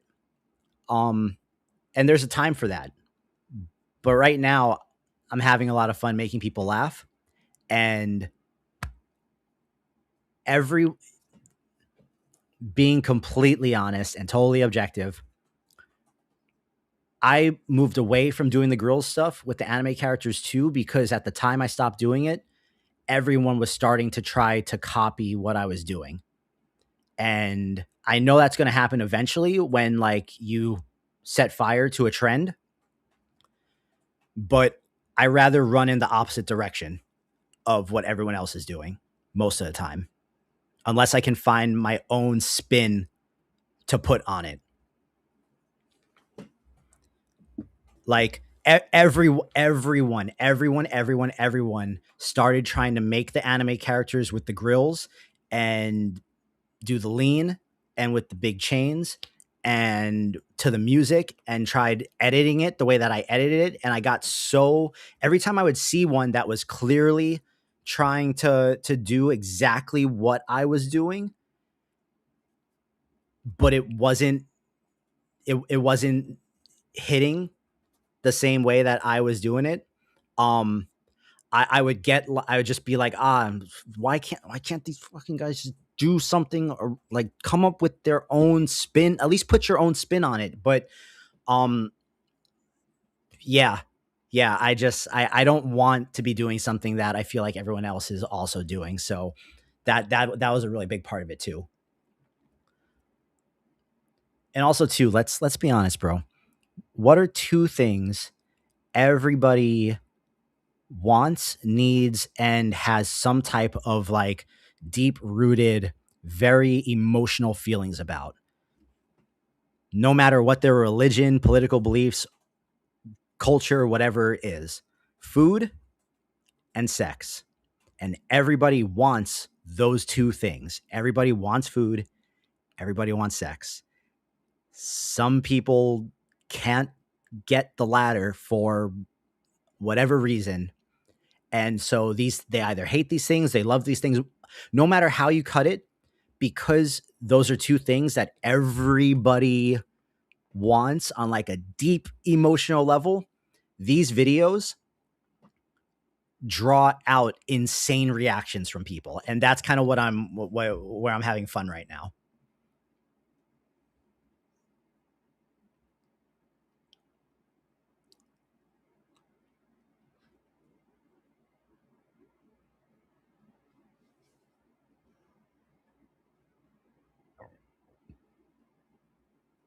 Okay, I think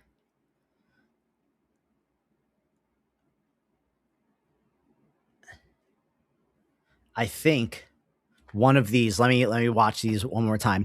And sorry, that was like a long drawn out rant, but it's the truth. And I get, people ask me a lot and want me to like go back to doing whatever it was I was doing when they followed me, but like things just change and our interests change. And okay, let's take a look at all these again and see which one is like,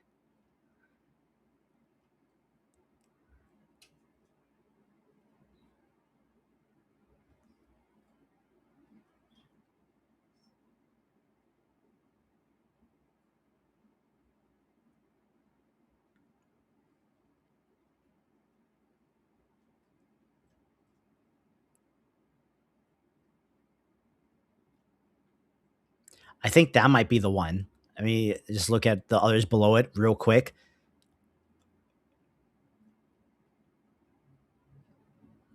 Never mind. That one's better. This is the last one. Yeah, yep, it's this one because there's like the little bit of like the gushing explosion. Um, Hell yeah, Shaolin. I love hearing it, bro. I love hearing that. So, okay, before we go any further with these image generations, let's put these on a timeline and let's see what it looks like. So let me open up Premiere and let's get the timeline going.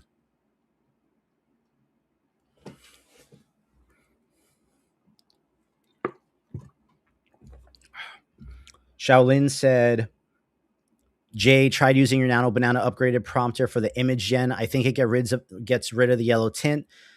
Did a few upscales yesterday and saw it was better. I also think the image comes out better too. Yeah, bro. And after we finish this, I'll show you guys some cool stuff with the prompter. Just give me a second here. Let me make a folder. Call this one Fig. Going to grab a wait, let me just organize this a little. This project is just such a pain in the ass from how many of these videos I've done that it's just like there's so many things in it. 9x16 copy. We'll open that. Boom. We'll drag this one up into the Fig folder, and then we will erase everything in it and make sure it's all erased. Boom. Cool. So I'm going to bring in both of the videos, both of the Fig videos right here. And we will, let's see what this sequence is. This sequence is a 1080 by 1920. So the first video is from VO, right? So we're going to just scale this one up right here. Boom. And then we're going to have to scale it up to like 101 because there's a little black edge on it. And then we'll bring in number 2, which was the Cling video. Not too much of a shift there, but let's Zonic, I just answered that question, bro. But the short answer is because too many other people are doing it and because these get way more views and they are actually a lot more fun for me to make. And I can be much more original with these. So, okay. This is a 8-second clip. Let's speed this up to about 3 seconds. And speeding that up, I'm using the shortcut R to turn my cursor into the rate stretch tool.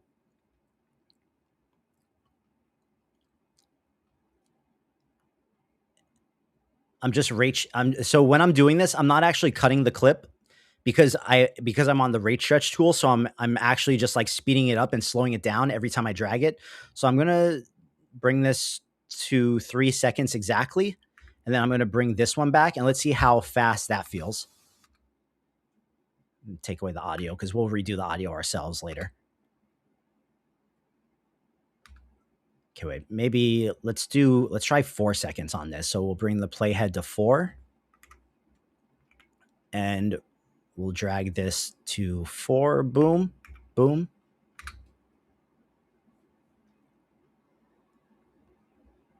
And now on this one, we're going to bring this to about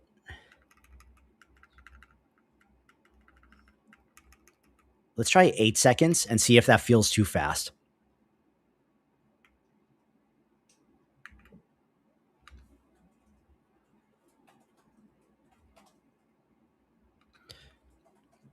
Okay, so that little skipping, that's actually just like a CPU thing. It'll actually play smooth after I export it.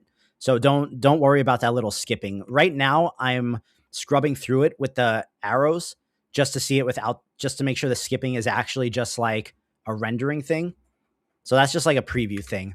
But boom, then boom. And we can fix the little frame where it transitions.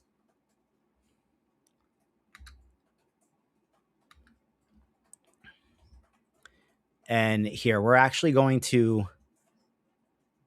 zoom in on this.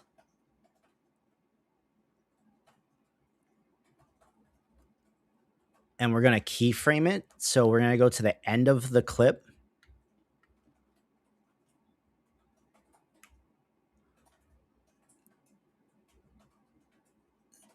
and pull it to 101. So now there's like an extra zoom out as it's going.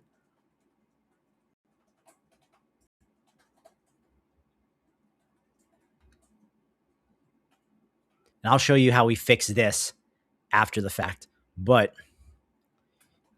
yeah, beyond, I appreciate it, bro. And hopefully I can, that you will get something out of how I do this tonight. So, okay. So boom, we got our characters come in. Now we need the payoff, bro. Now we need the payoff. So what we're going to do is we're going to go to VO and we are going to put in the frame of just the characters. Or actually, let's go back to our prompter. Well, let's try it first. Let's try it first like this. So let's say the banana puts one hand on top of the fig and holds it, and the piping bag with a large mischievous grin on his face starts gushing out icing into the center of the fig fruit. ASMR only. Let's just see what that does. Let's just see if that gets censored. Let's see what that does. And let's also just try that in here with the exact same prompt.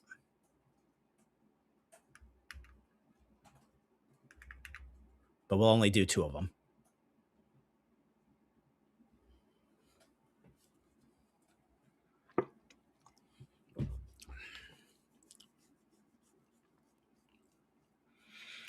Because also too, like the bar.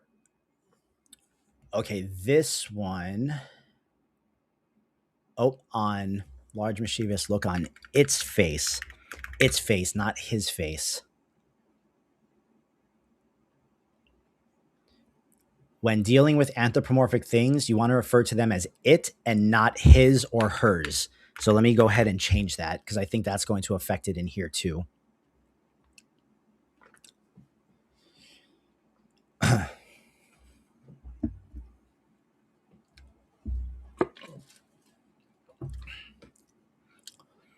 When you guys are making your content, especially if you're still trying to, if like your goal is to get traction on social and you haven't gotten that yet, you need to, like, if I was starting right now, I would start with thinking about story. Okay, VO might be seeing through to me on this one. Let me actually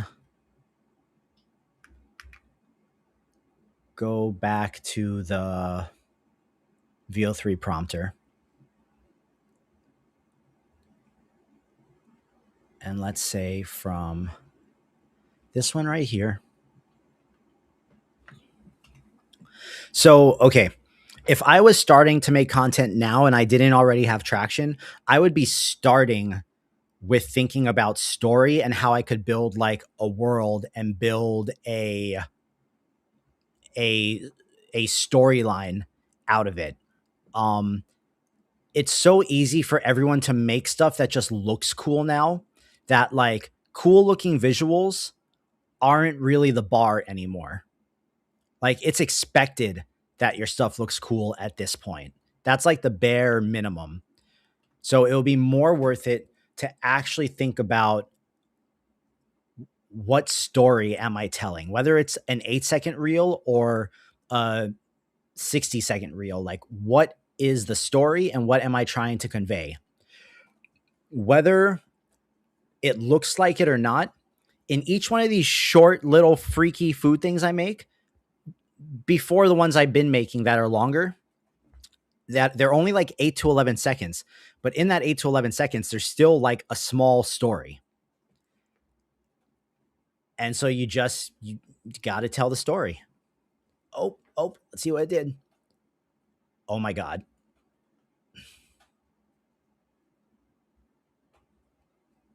Oh my God.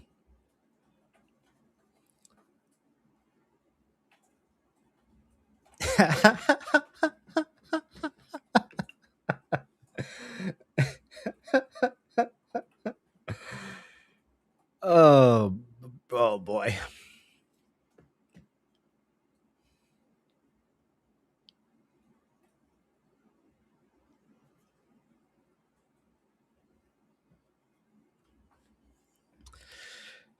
So let's expand on this prompt here. Let's say the banana puts one hand on top of the fig and holds it. The piping bag.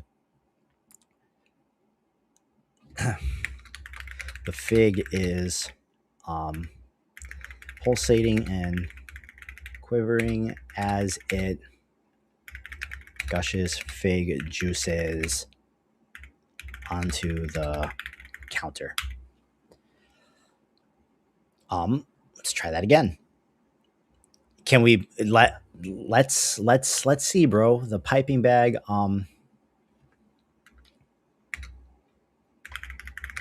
forces its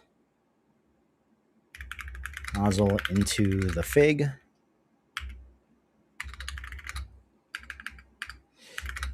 The piping bag. That one I feel like is going to get blocked, but let's see. Who knows. Okay, yeah. VO is just like, no, we're done. We're done with your bullshit. So the ending is going to have to completely be Kling. We're depending on Kling for this part.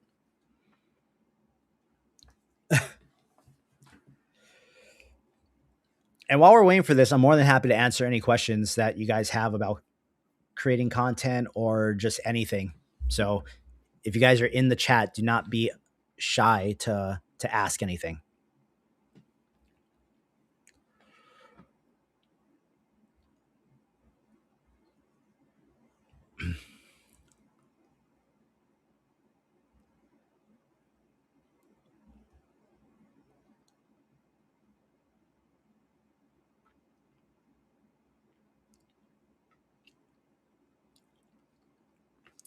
Nah, it doesn't have to. This doesn't have to be the ending. Like, with how long this is already, it's better that this is the last scene. Like, this one doesn't. This one is just for laughs and shits and giggles. So this one doesn't have to be like anything, whatever. But we'll see. We'll see what this looks like at the end of it, and then we'll decide if it needs one more shot to do like an end frame too.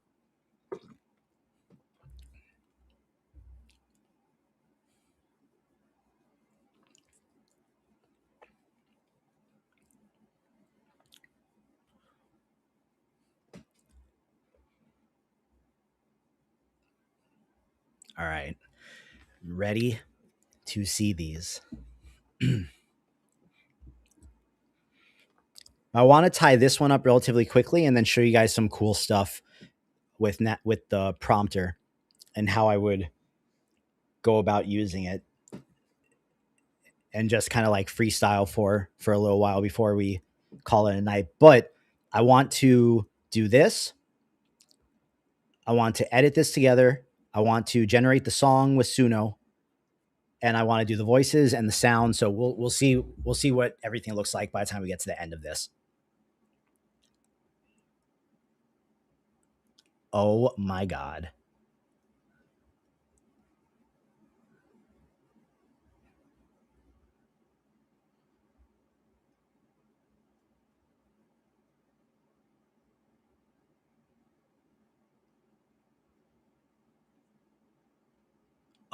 Oh my god, bro. Oh, oh.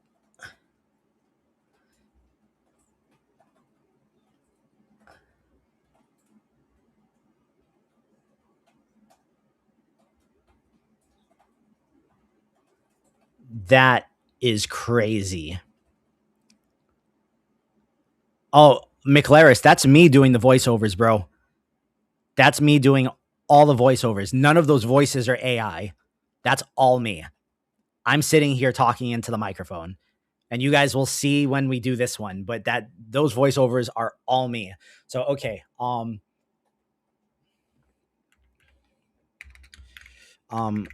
White creamy icing begins to gush out of the fig as it overflows. Words that I never thought I would say.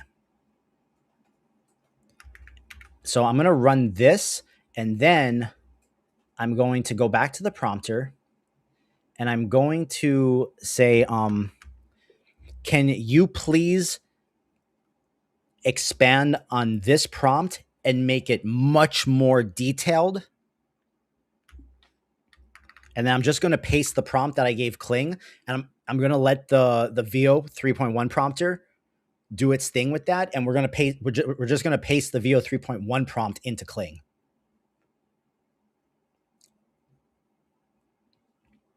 We might have to shorten it a bit. Yes, the banana clearly is not natural.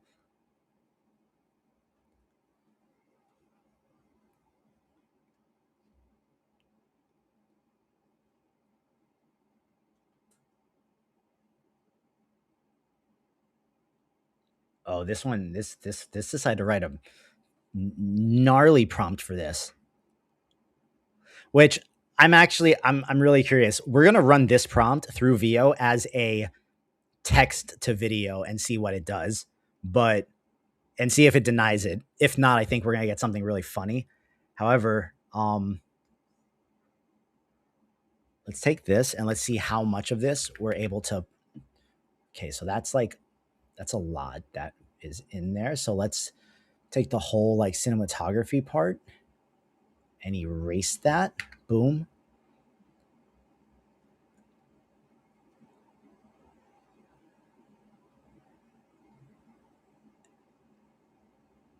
Let's actually erase the entire actions part.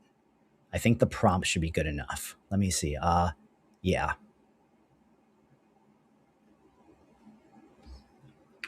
Let's see what that does.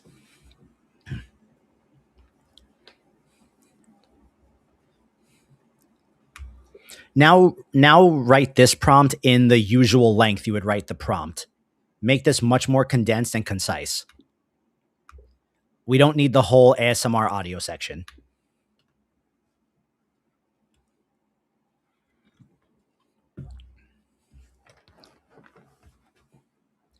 But okay, let's see what happens if we go text to video and we put in this whole thick ass prompt that it gave us up here, and just see like what type of weird video that makes if the prompt even goes through. Sometimes taking the prompts that you guys write for your image to videos and just running them as text to videos just to see can yield like really funny results that you might be pleasantly surprised with. A couple of my videos were like videos that I already had images for, but I just decided to also run them as text to video. And I actually like the text to videos more than the images that I made. All right, so let's see what this one did.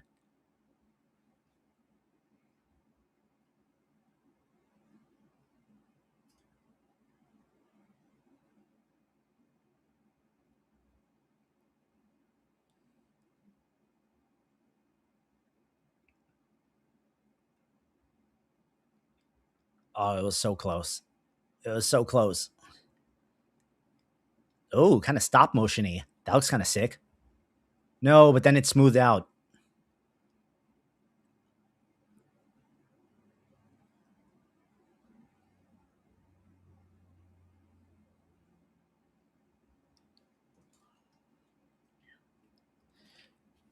Bro, people are gonna get mad at me for this one. I can feel it already.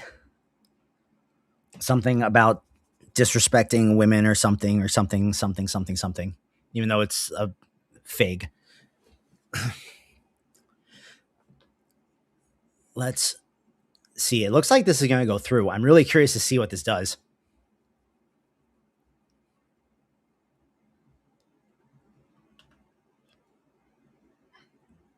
Oh my.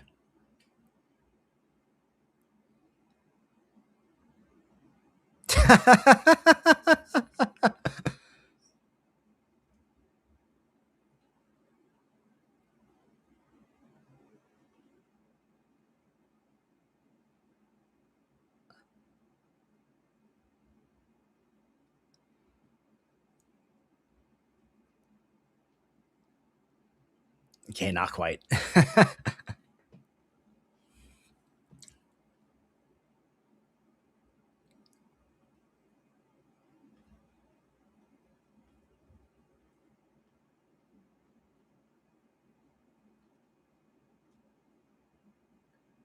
Oh, this one just didn't do anything. Okay, so let's try this prompt. Boom.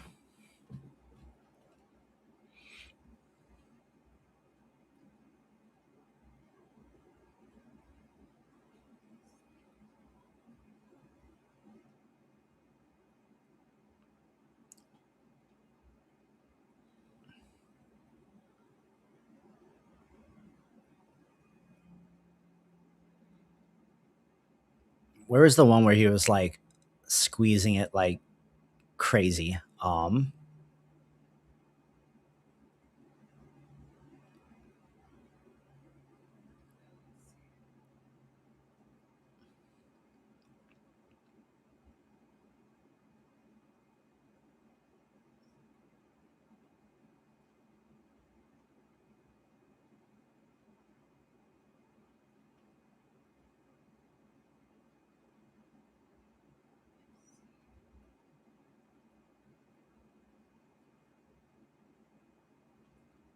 That looks wild, bro.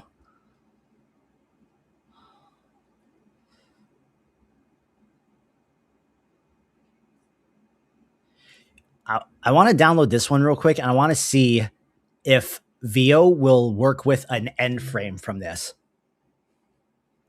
So what I'm actually going to do here is I am going to use this app that I built, that I vibe coded myself in Claude, that I use all the time for stuff like this, called Frame Extractor. And I'm literally just going to go choose video, and I'm going to grab that cling video I just downloaded, hit play so it loads it, and then I'm just going to scrub through it. And I want a frame where his face is kind of like, we can go with this one. We'll grab this frame, which is the last frame of this video. That is a Realms, that is a longer conversation, especially since this was the first thing that I really vibe coded to like completion, but I use it all the time. But more than happy to dive into that one night, especially since it's a skill I would like to cultivate and learn more. But let's see, if we go frames to video and we try to load in this frame,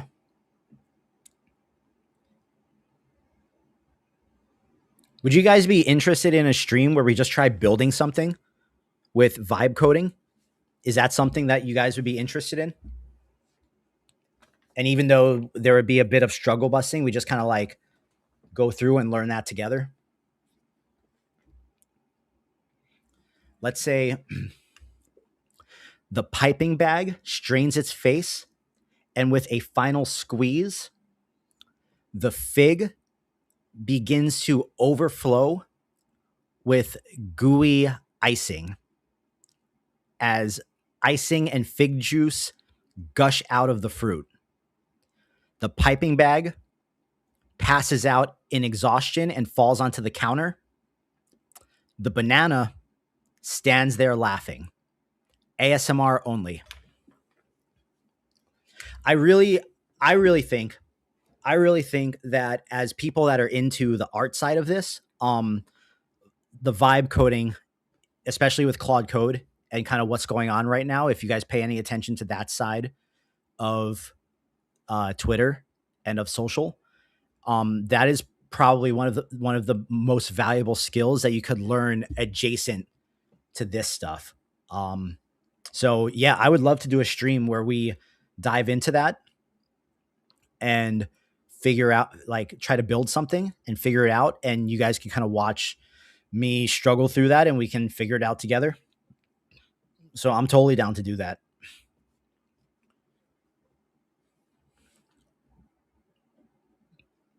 Because I'm very proud that I built this thing, and this on the phone looks very, very slick. And I love using it. I use it every day to grab my thumbnails for my social videos and to do stuff like this, because because for any of you guys that, okay, let's see it. We might get the finale here. Oh my God, bro. Oh my God. Oh, wait. Dink. Oh, oof.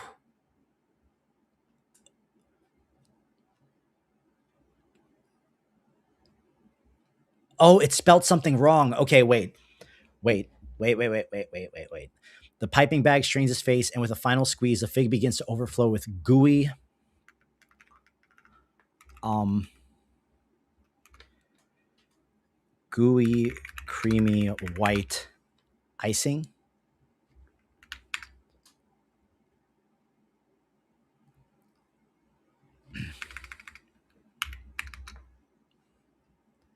Uh, the fig begins to convulse.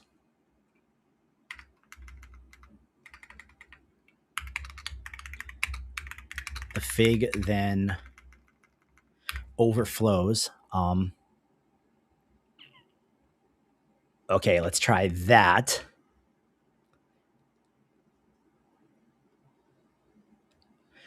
I have an idea.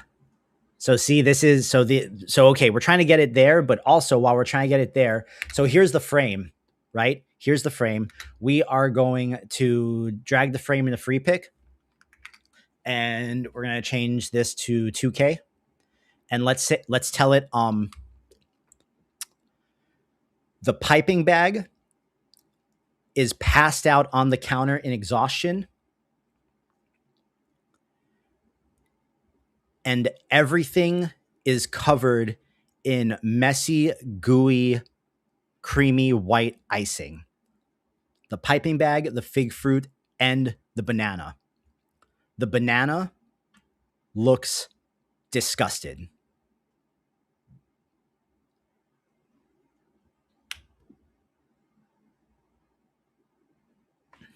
And let's see what type of image that gives us.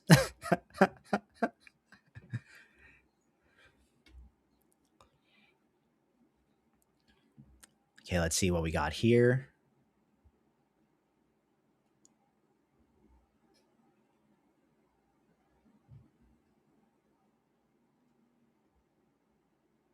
Brother.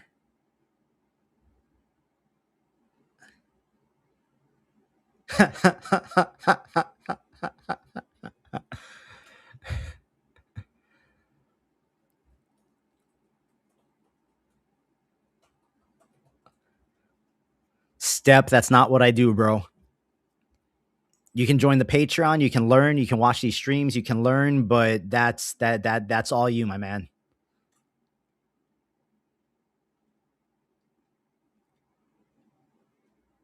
Oh, that poor fig fruit.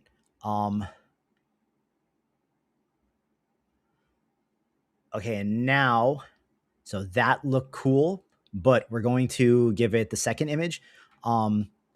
Passed out in image 1.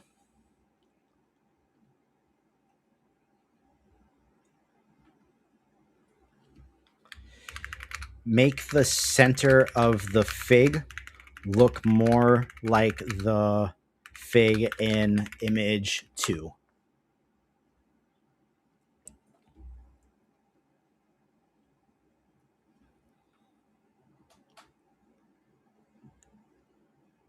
The fig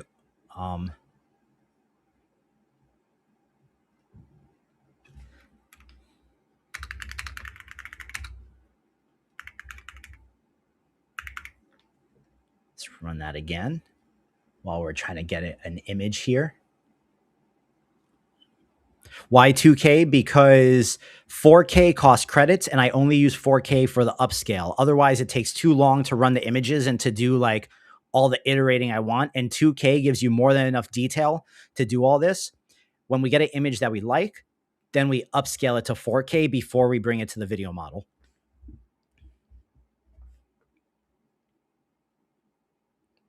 All right. That one said nope.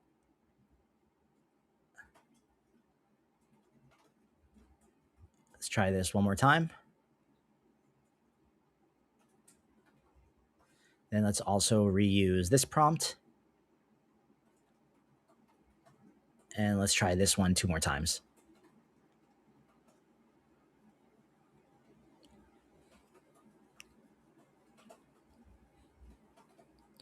But we're getting close to an actual finale here. So we're gonna go. This one is number 3. So we're going to pull this into Premiere.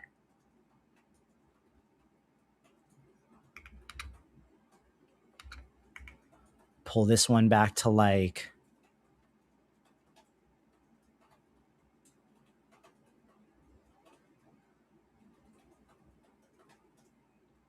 to like 5 seconds.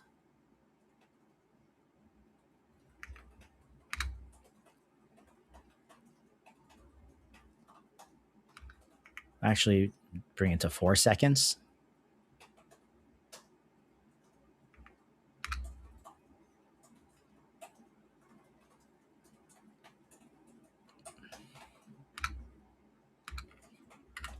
Yeah, this is gonna be crazy by the time we're done with it. Oh, brother, that is amazing. So we're gonna put that one in there, and we're gonna just say upscale to 4K. And we're gonna upscale this image to 4K because I think we got our end frame. Miss Melanie, what is up? What is up? What is up? What is up? Happy New Year. This one looks amazing because look, we got the fig, right? We got the fig, and oh no, there's one more thing. There's one more thing we need here before we upscale it. Mix in some pink fig juice with the icing on the ground.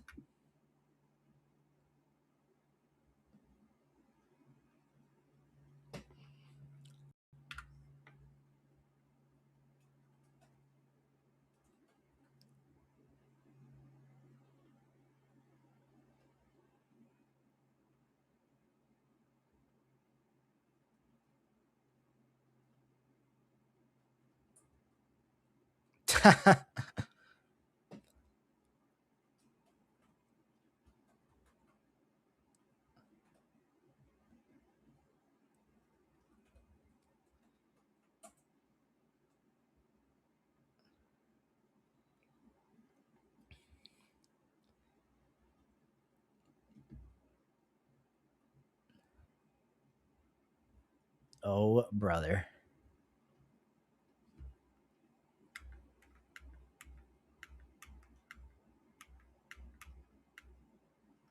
I think it's this one. Boom. Upscale to 4K.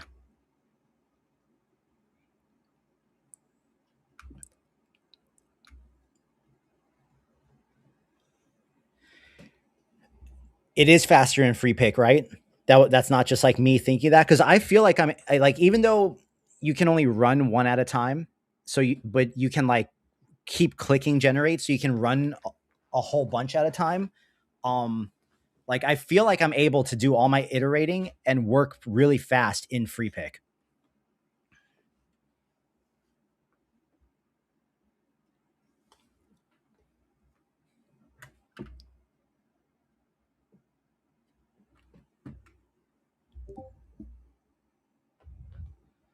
The banana is not missing the tip. The fig is on. Oh no, the banana is missing the tip, bro. No. No. No. Okay. Okay. It's okay. It's okay. We can fix this. We can fix this. It was this one.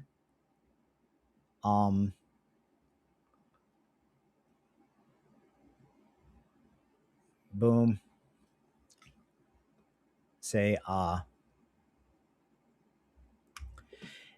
add the long tip of the banana from image 2 onto the bottom of the banana on image 1, and it's covered in gooey icing.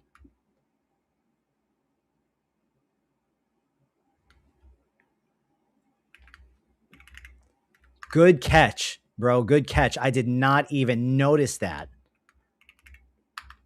We got to have the long tip on the banana. We got to have that. We can't do this without the long tip on the banana.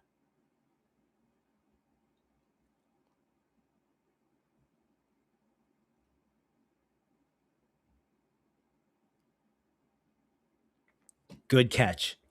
Good catch, Cold War.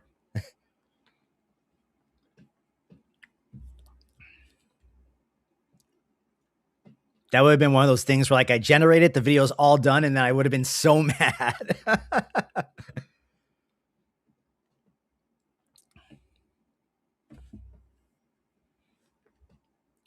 Let's see if it actually adds the tip of the banana back to it. Let's run one more just in case we get a fluke.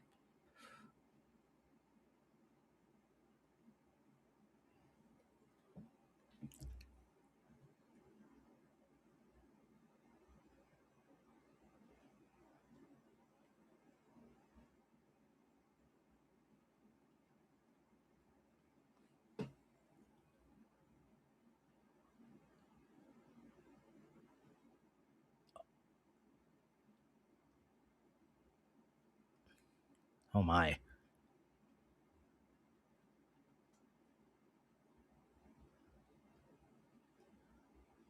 Okay, these are all weird.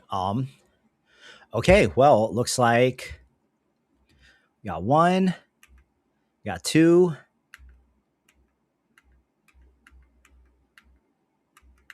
I think the one where his face is like, is wait.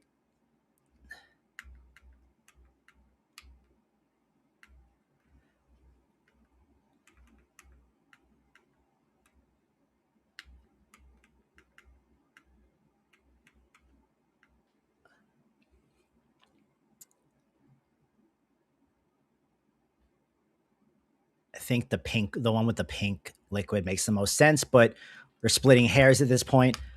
Upscale this image to 4K.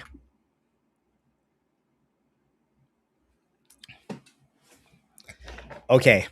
So with this ending image, we should be able to finish this. This one should be able to give us the ending that we want. And we might be able to get it out of Kling, but we're going to try it in VO. So what we're going to do is we're going to grab the frame that we're starting from, and then we're going to grab this end frame, and we're just going to use the same prompt because that prompt should explain what happens there.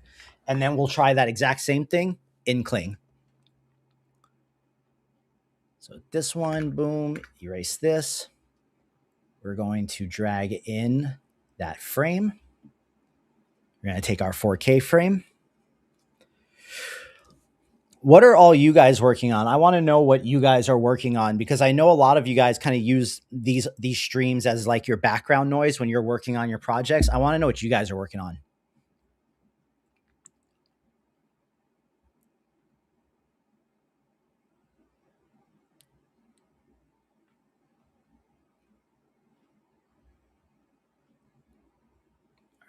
Boom. Boom. Let's grab this prompt and let's run this in Kling first.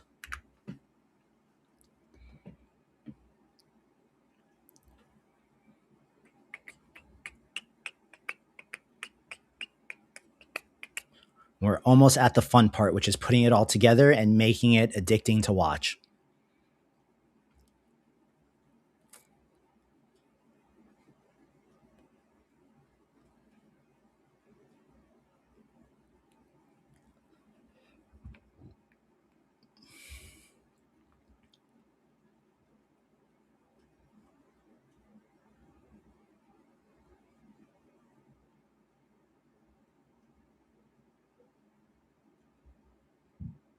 Making political rage bait.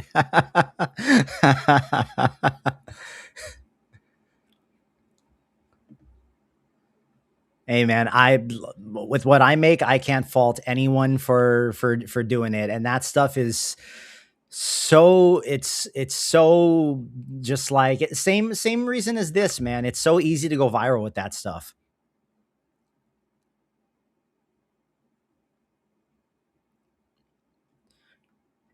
Hey, wait 1 second, Prism. I'm gonna put that on the screen before I answer it. I'll be honest, since I joined your community, I probably had about 15 to 16 failed ideas, but I started the new year and had an idea to get involved in those Stranger Things drip videos. Um, so if you guys saw how many ideas I had that didn't pan out, it's crazy. Like it's crazy. The reason why I like these tools so much, and I've been saying this since I started using them, and since I think like around the Animate Diff time, and around the time that I started really using the LLMs to write the prompts, these tools let you get through your bad ideas exponentially faster than prior. So you can get through all the garbage and get through all the failures till you find something that you're happy with. Because your first idea usually isn't the good one. The first idea usually doesn't pan out all that great, and you usually have to pivot.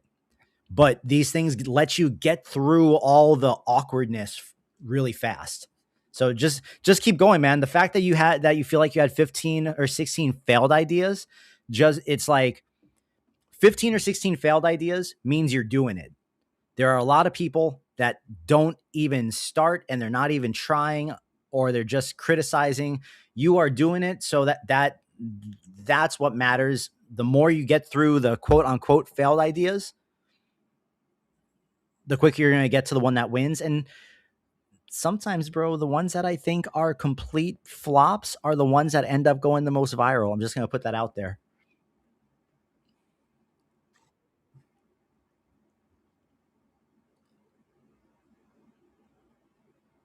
Come on, bro. Do.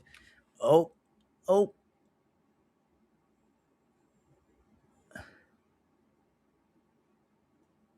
oh my. Oh, that might be the one.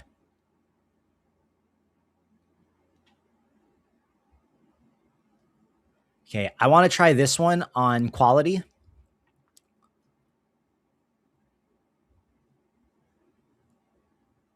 and let's see what Kling did. No.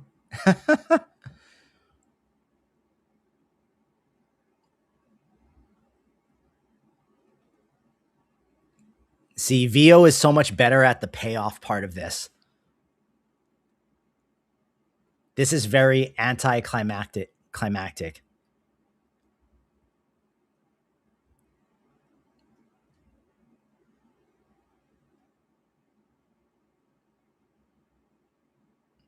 Yeah, so the ending is going to be VO here. And so far, this one right here was the best one.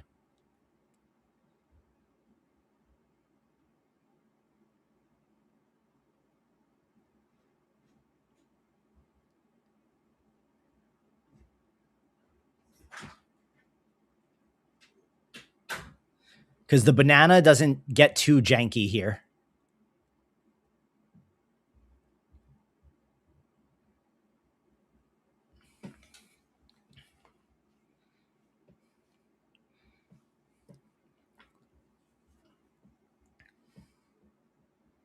All right, let's see if the quality one is any better. Oh, he's going, oh.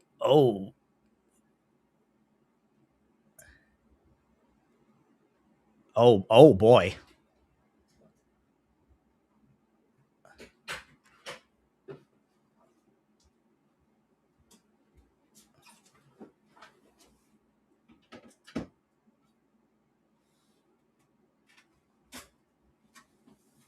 Bro, that was it. That was it right there. Call this one number 4. Boom. And let's start now. Now we have all of our clips. Boom. Scale this one to the size.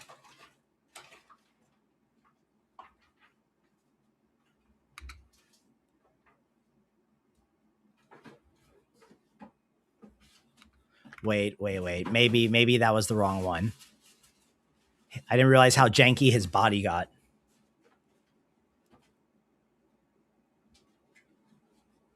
His body gets all...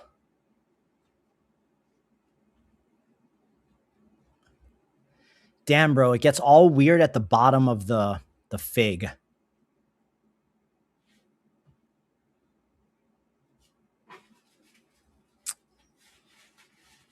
Let's try this one with the longer prompt now that we have the start frame, end frame.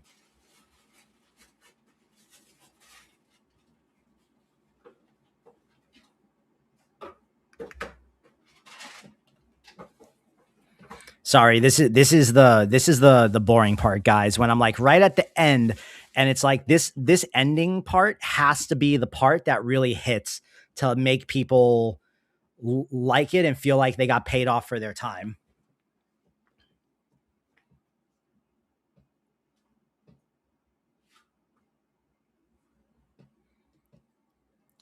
So let's see if we can get a better one from the longer, more detailed prompt here.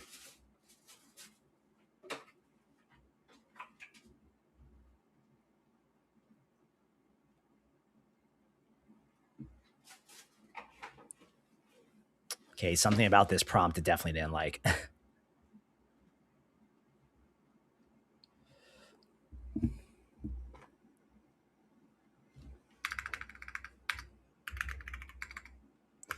We're gonna say the fruit of the fig.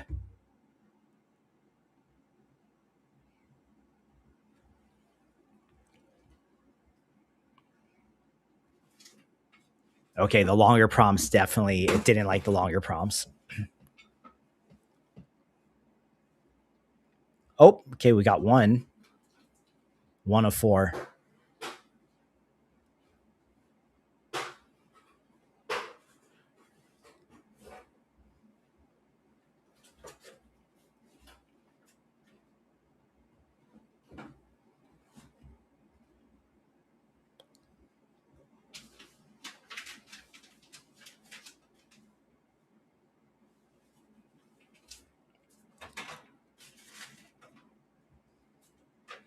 We are working on some suggestive food nonsense, Alvin.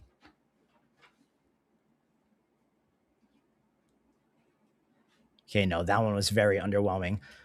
Let's see what this last one comes out as, and then we will pick one because there is something somewhere in the last couple generations.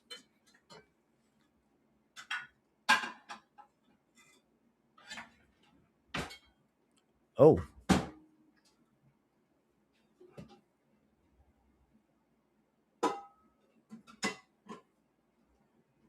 Wait, what? Did his body do something weird there? Oh, he like lost his body for a second.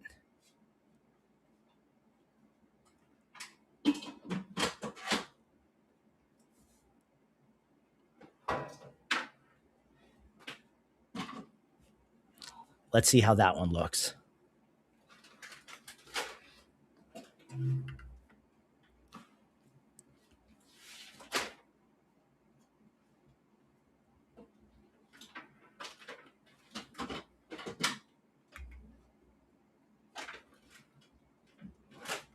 Boom. Oh, come back. All right, so we're going to bring this one down to exactly about 15 seconds here. Let's see. Boom. I think we can make this part shorter. Boom, and then we'll make this part longer.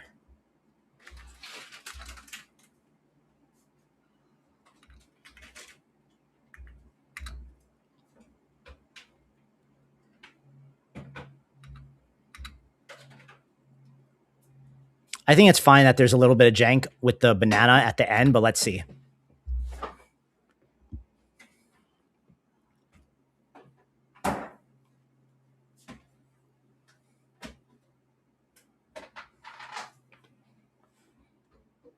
So I think, okay. So here's the decision that needs to be made. Do I leave this like intro scene with the fruit from the top,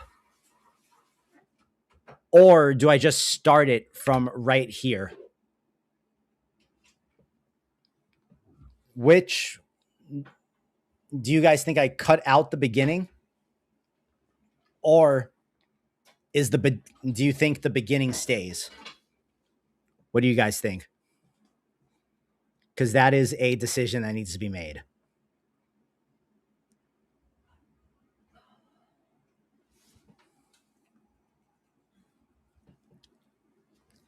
I think the beginning is pretty. You think started from right there? Cut it out. Let's see, because if I cut it out, that brings the length down to about. We could bring this up. We can make this a little longer. That brings us to right above like 10 seconds.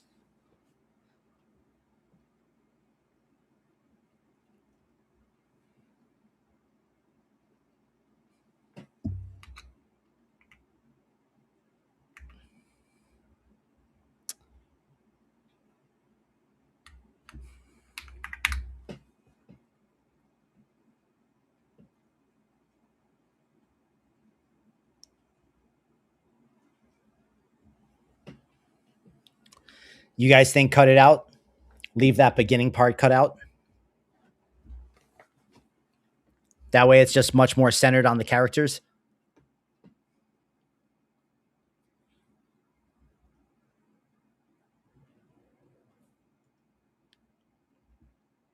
Is that the verdict?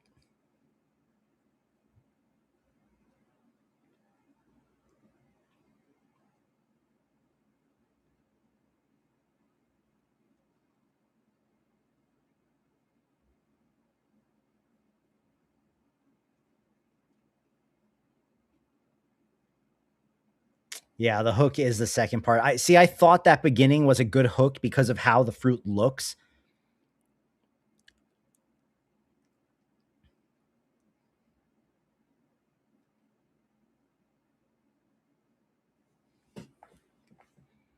But yeah, so let's do that.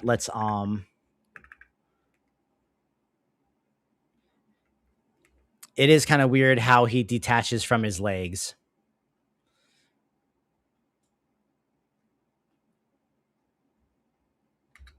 It's actually not that bad. Wait.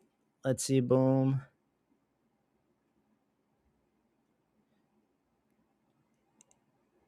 He actually doesn't detach. He just like gets taller, which I think is fine because he's like a cartoon character, right? So okay, let's export this because before we do anything else to this one, we got to take it into Sora because there's some stuff we're gonna try to fix and smooth out. So I'm gonna export this. I'm just gonna call this one Sora, and hopefully Sora, the fig is not getting cute eyes and eyelashes. We're going to leave the fig as just a very suggestive fruit here. So hopefully Sora doesn't reject this one.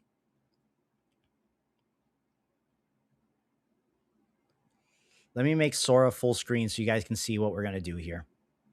So I'm going to change this to video 9:16, 720, leave it on 15 seconds. We're going to go into the storyboard. And we're going to upload this. Go back to the Sora file. Oh, wait, I think did I export the entire thing by, no, I didn't. That should be good. Okay, boom. Upload from device, Sora, boom.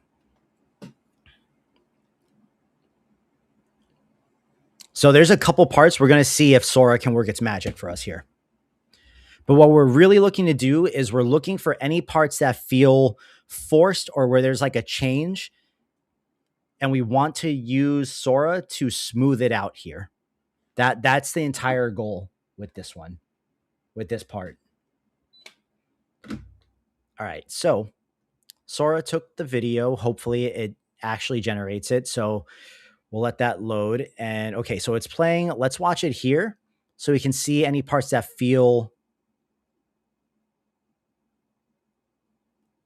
Okay, so right there. So see how right here, one clip goes from the liquids moving to it completely stops right there. We're going to see if we can make that a little less noticeable. And we're also going to see if we can fix the part where he falls through the banana. So we're going to hit S to split this because that was really the only part where it felt a little janky. Everything else felt really smooth. So right there. So we're going to grab the edge here and we're going to peel this right where that it stops. So see where that color changes right there? Drag it. Right. Oh, the Sora in the browser is always a pain in the butt.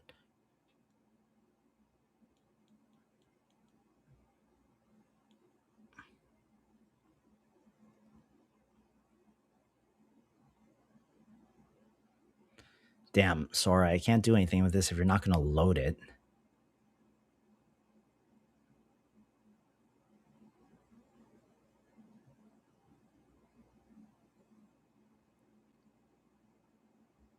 Okay, so we're going to pull this part to about right here. Let's see where that goes to.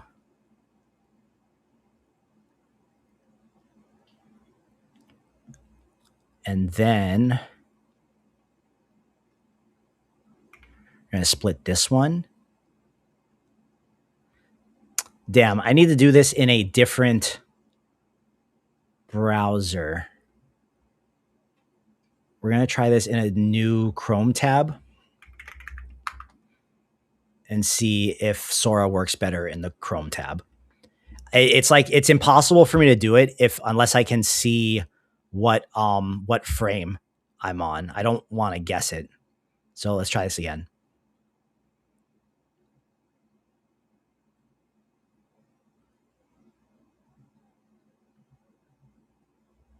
No.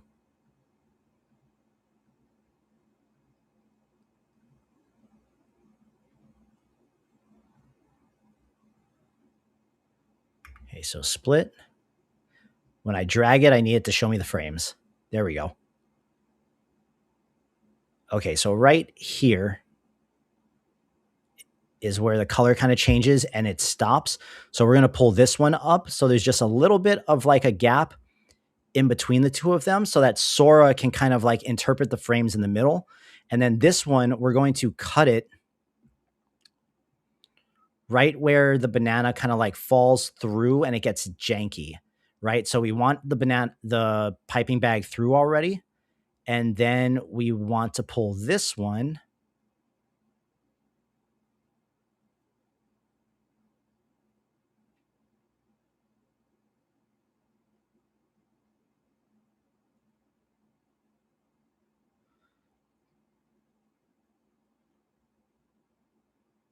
to right here. And let's see what Sora does with that. Now that part might be a little ambitious. So I'm actually just going to also do one where that part is left intact just in case so we don't have to run it again.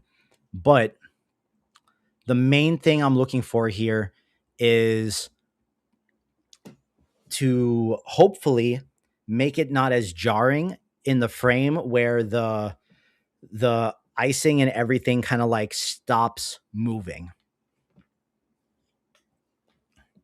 So let's see what that comes up with. And unfortunately, after Sora 2 came out, OpenAI made it so that you can only use the storyboard function in Sora if I believe you're a pro member. So like this function is so valuable to me with me getting like my videos to the next level and helping me really finesse stuff that this is literally one of the only reasons why I still pay for ChatGPT. Otherwise, I would have probably fully made the pivot over to Claude.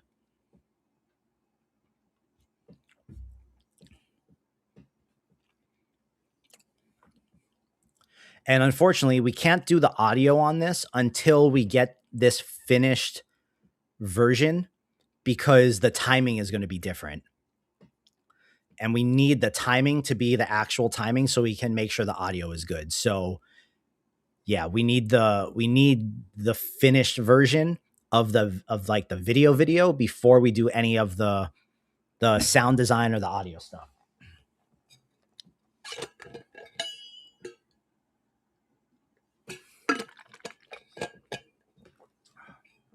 But after we finesse this, then we upscale it, and I'm going to do that in Runway, assuming this actually goes through and this works. I really hope ChatGPT doesn't tell me no. So let's see if we get the videos back. Yeah, Sora is OpenAI. So Sora is ChatGPT. If you have a ChatGPT membership, you have access to the old Sora platform, but depending on what tier you're a part of, you have limited access. You only get like full access to the old Sora platform if you have the Pro plan.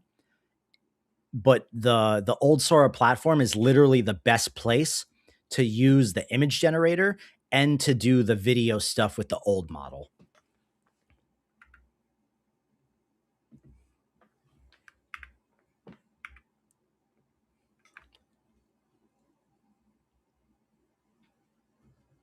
But I have a feeling I'm going to have to now switch back to Safari because Chrome was taking very long there. So let's see. Yeah, see, the videos were done already, and Chrome was like, all right, so let's see the first ones that we did.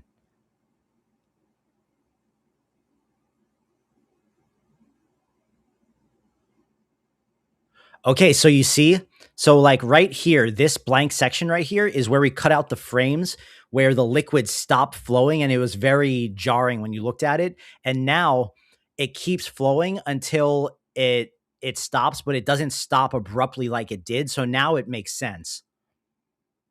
Boom, and then let's see what happens with the fall.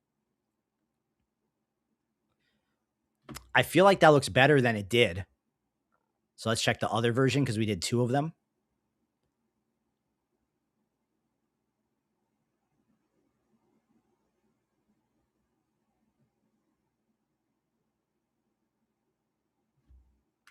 Check this one.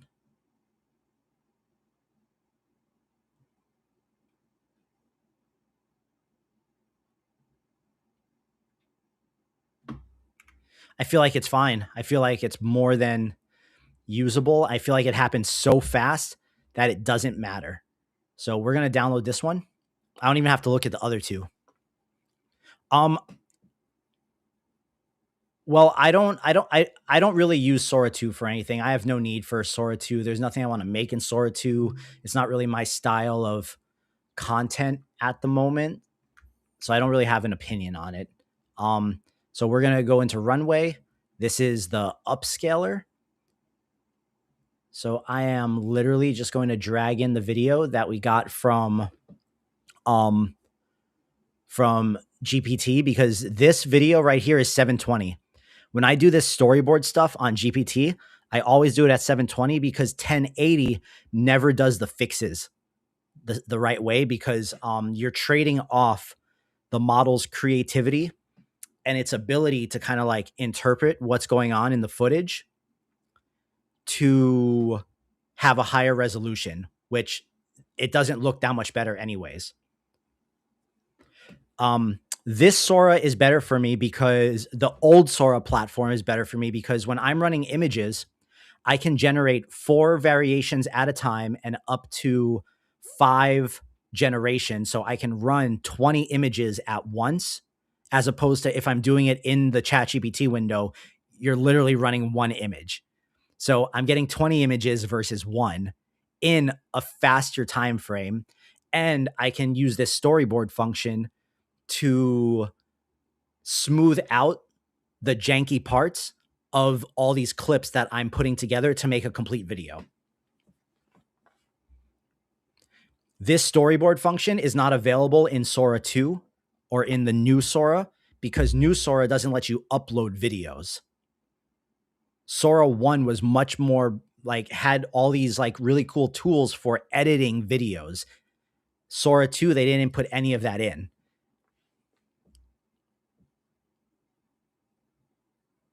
So this should be done in a second, and then we'll bring it in and we'll check it out in Premiere. And then we'll start diving into the sound where I have to do the voices. We'll do a little bit of sound design, and then we'll figure out a Sunno song. But we'll do the song will be the very last thing that we do. Everything else is the other sounds beforehand.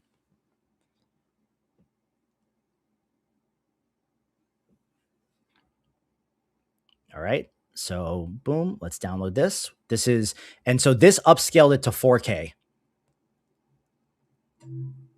So now we go back to Premiere. Boom.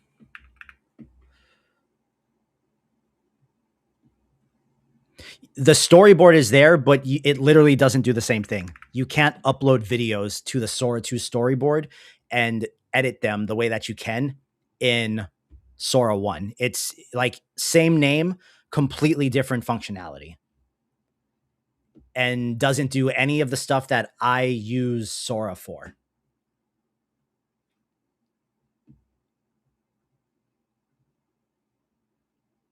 Boom. So let's put this on top. We're going to cut this final part off. We're going to scale this down. Boom. And now, before we do any sounds, let's get an adjustment layer on it, and let's do the color real quick, just so it looks prettier.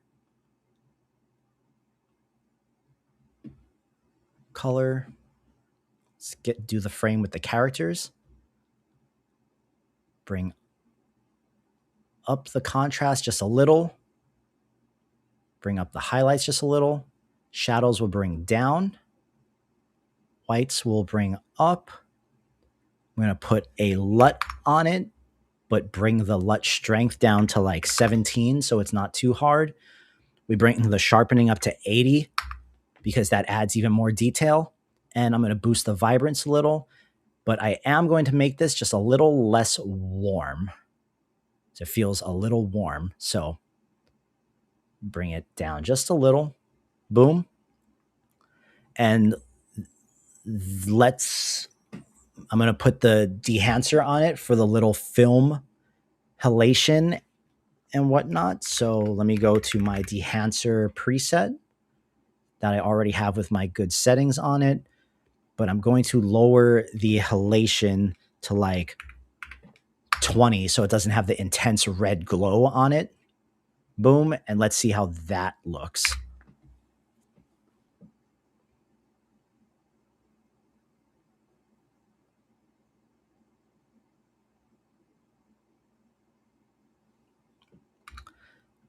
So I have an idea, but we'll do the idea after I do the voices. So here's the fun part. I have to do the voice for this now. I'm going to turn the dehancer off so it doesn't lag when it's playing. So don't laugh at me, but this is the act. My girlfriend's laughing back there already because she knows what I have to do now. But this is like the actual process on every single one of these videos, including the voiceovers. So hopefully you guys appreciate the work that goes in here. But let me just look at this one more time so I can kind of think about what little sounds to make and what to say. And I got to drink water so I can do the voice.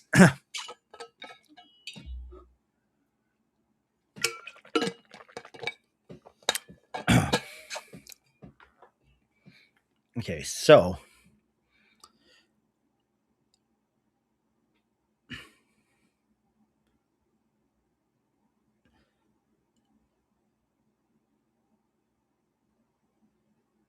okay, I'm gonna freestyle this. This might take me a couple tries. So I'm all self-conscious about doing this. Okay. One more sip.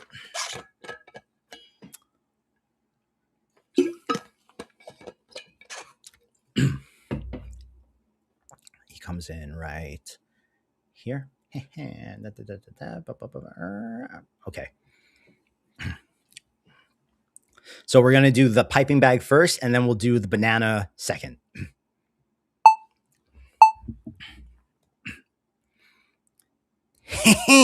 What is this?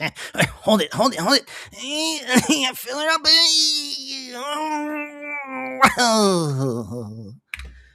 Okay, wait, we're going to do that one more time. I think that could be better.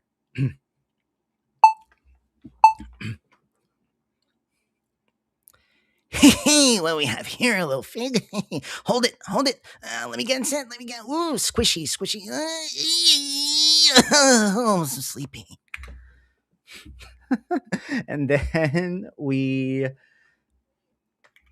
put a pitch shifter on it. Boom. And I'm going to pitch that up to about 5.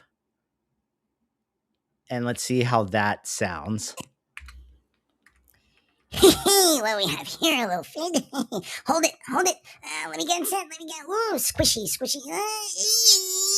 Oh, I'm so sleepy. Hopefully you guys can appreciate the craftsmanship here. Hopefully you guys can appreciate this. So I'm happy with that one. Now I have to do the banana, which is a totally different voice. So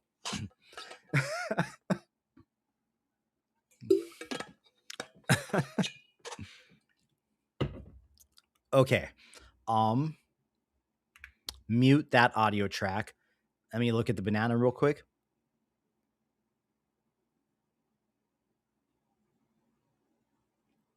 All right. Okay, now remember the banana. If you got did you guys all see the banana story? Did you guys all see the banana, the story of Mr. Big, the reel, and how like he had the super deep voice? So obviously this is the same character, so he needs to have the super deep voice. So let's do Mr. Big now. All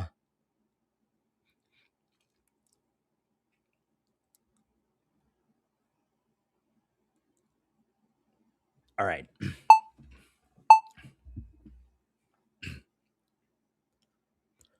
Oh yeah, this one looks. Wait, no, that's the wrong voice. That's okay.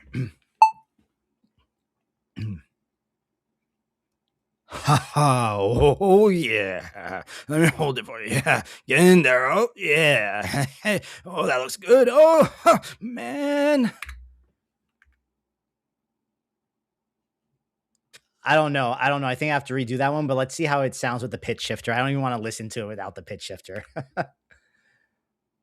This one's going to go down to about -5. Oh yeah. Let me hold it for you. Yeah. Get in there. Oh yeah. Oh, that looks good. Oh man. We're gonna do that one more time. The voice sounds good, but I gotta give me a second here. That one.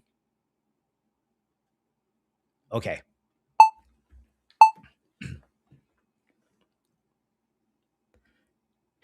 Oh yeah. Let me hold that for you. Yeah. Oh, it's real juicy. It can everywhere. Whoa. What am I? Whoa.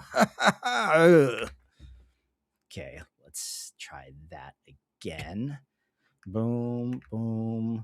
Down to -5 on the pitch. Yeah. Oh, it's real juicy. Oh yeah. Let me hold that for you. Yeah. Oh, it's real juicy. It can everywhere. Whoa. What am I? Whoa. All right, bro. One more time.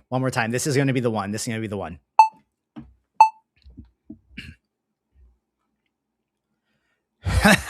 Oh yeah. Let me hold that for you. Yeah, get in there real good. Oh, it's real juicy. Oh, well, you better not make a mess. Oh man. Wait. I got it.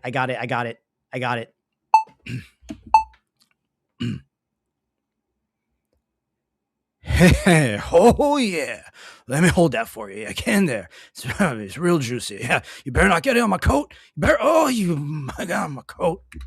There we go. There we go. I know for a fact that's it. So we'll go boom, boom, -5.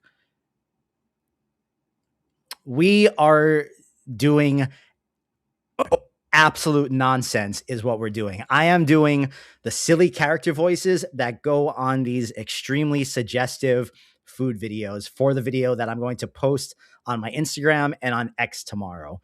We generated the video, we like made the images, got the videos, put it all together, and now I'm doing the sound design for it. So I am doing the voices.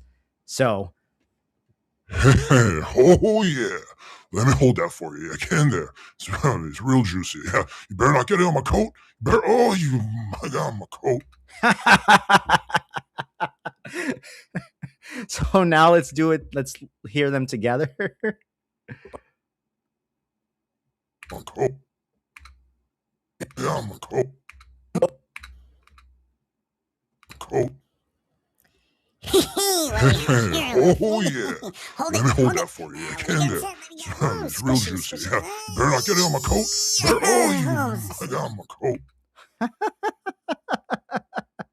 Oh my God, it's perfect. Okay, so now we have to do the little underlying sounds.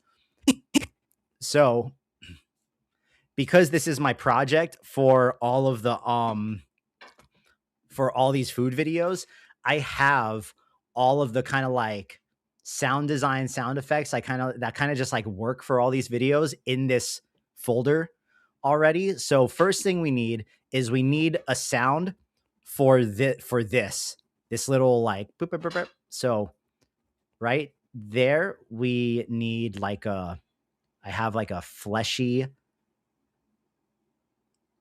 sound. Let me put this in the vertical mode so you guys can see the timeline a bit more. I'll pull this up.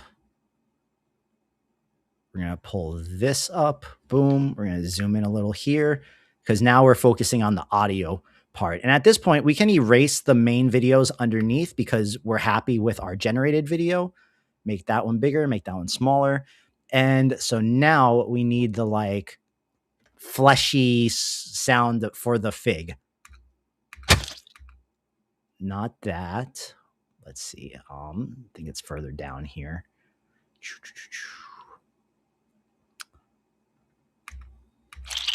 Oh, that's perfect. So we have that like, yeah, bro. But we also need just like a general squelching right here from the beginning.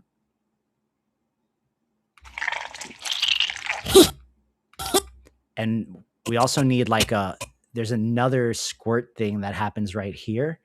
So we need this like,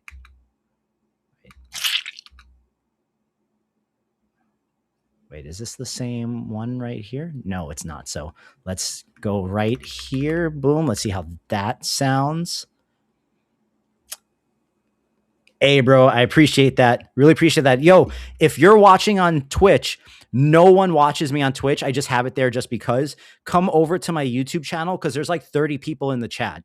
So come over to YouTube so you can like see the chat and be in the chat with everyone because there's a bunch of people in here. So no one watches me on Twitch. Just come over to the YouTube channel. It's in the link in my Twitter bio. I did already upscale in Runway. Literally all that is, bro. Runway makes it super easy. And all the videos you guys have been seeing from me for the past couple weeks, I've been upscaling in Runway. So look, in Runway, you go to this app thing on the toolbar right here because they changed their layout.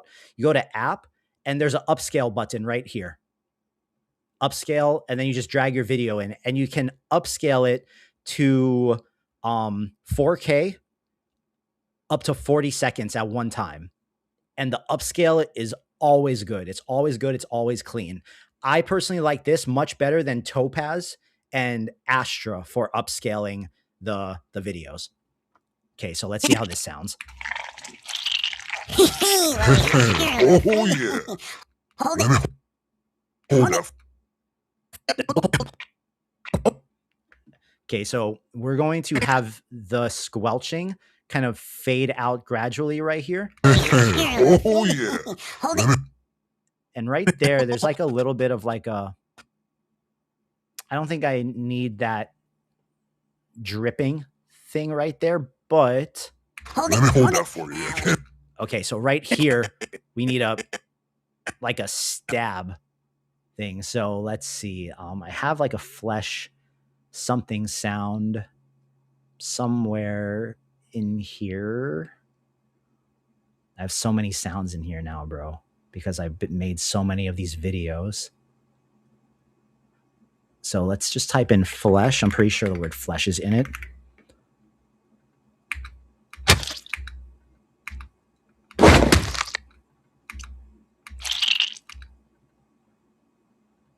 Let's try this one. Let's see what happens when it like.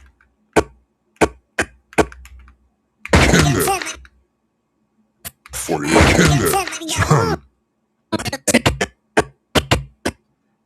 No, we need it. It needs to be this one. I use this sound a lot, but it just works so good.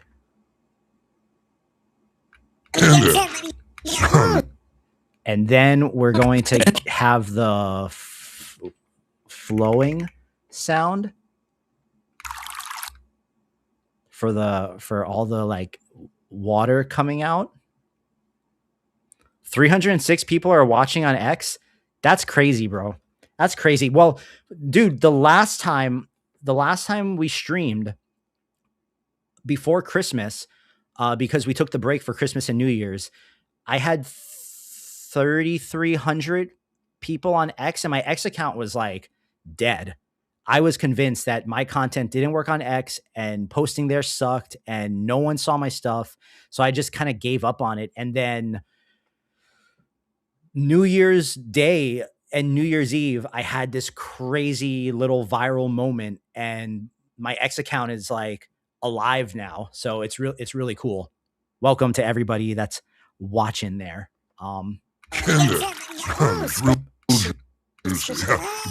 Okay, right here where it like stabs it in, we need like a blood.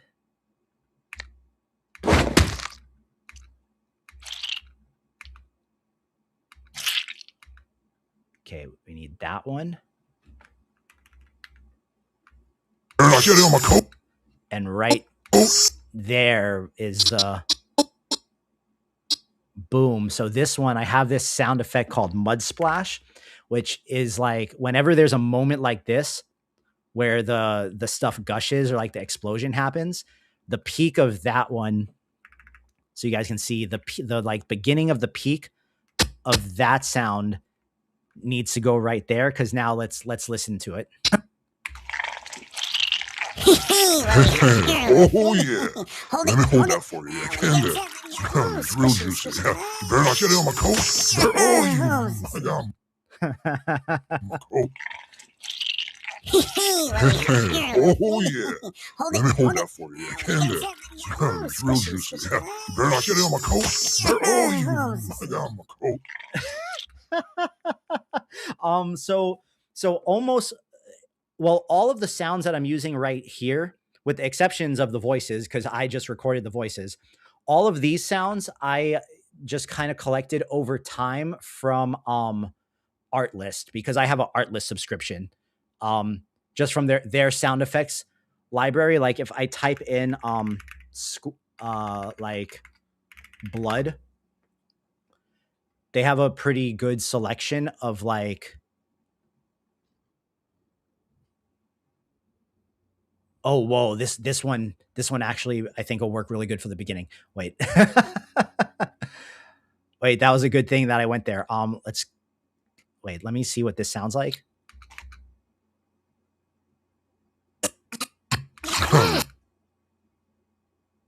If we like put this in the beginning, they have a really good selection of sound effects. Oh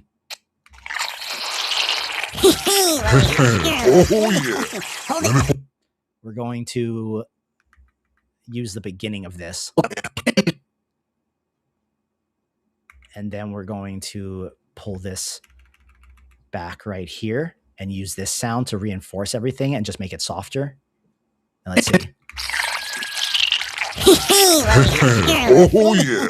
Let me hold that for you. I can there. It's real juicy. Yeah. You better not get it on my coat. I got my coat.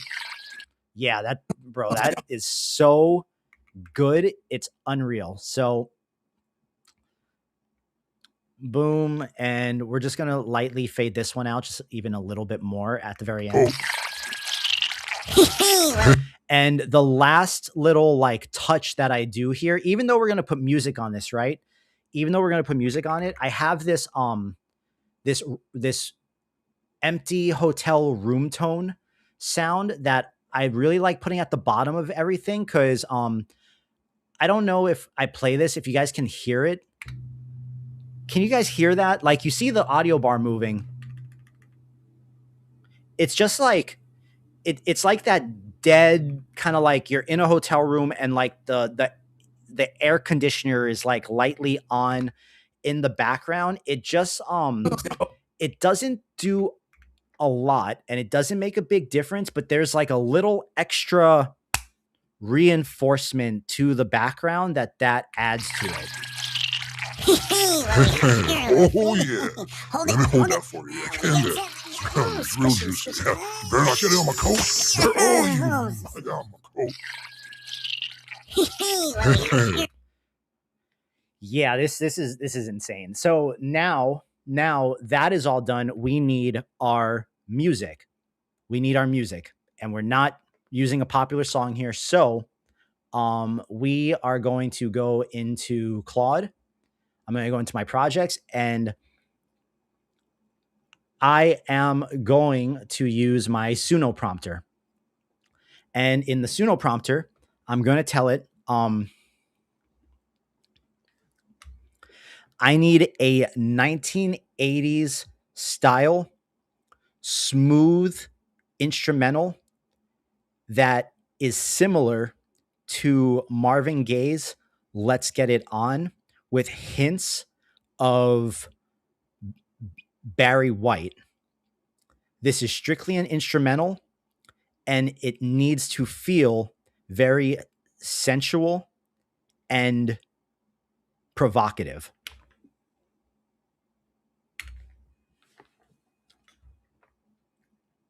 Dun dun dun. So all the prompters, everything we have used to make all these prompts tonight, from the Nano Banana prompts to the VO prompts to the Sunno prompts, and you guys saw that with VO, it's like there's like a a give and take of like the prompter works in situations where sometimes like it wouldn't otherwise, and sometimes it's good just to say the simple thing, but you really want to have both because the prompters got to me out of a lot of sticky situations where I couldn't just prompt it myself. But all these prompters that I'm using in Claude are available on my Patreon for all of the members from gold tier and above. So we're going to take this prompt into Sunno right here. Let me make sure that it is. Okay, so sometimes the prompter for Sunno gives you too many characters. So let me tell it, please condense this prompt down to 1,000 characters max, because I want it to get the whole prompt in there. And the Sunno prompt only takes 1,000 characters.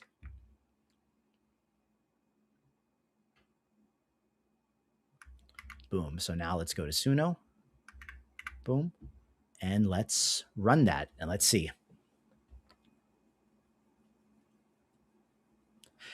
I don't think you guys will be able to hear the browser. So you guys will have to wait till I hear a good one and then I pull it into Premiere to hear it.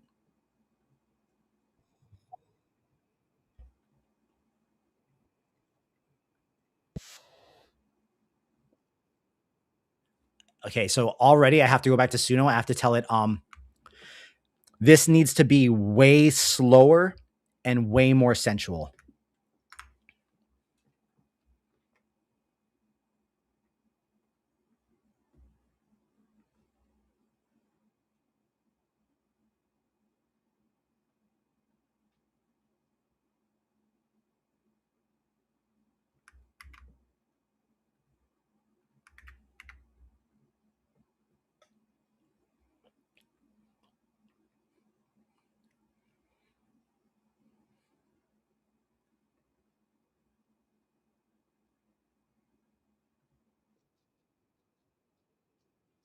Oh, that's perfect. Wait until you guys hear this.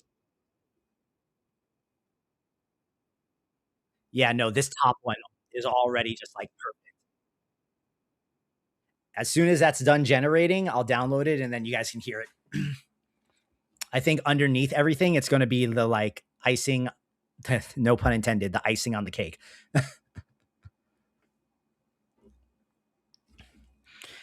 And then after we wrap this up, I'll show you guys some cool stuff with the prompter, and then we'll call it a night.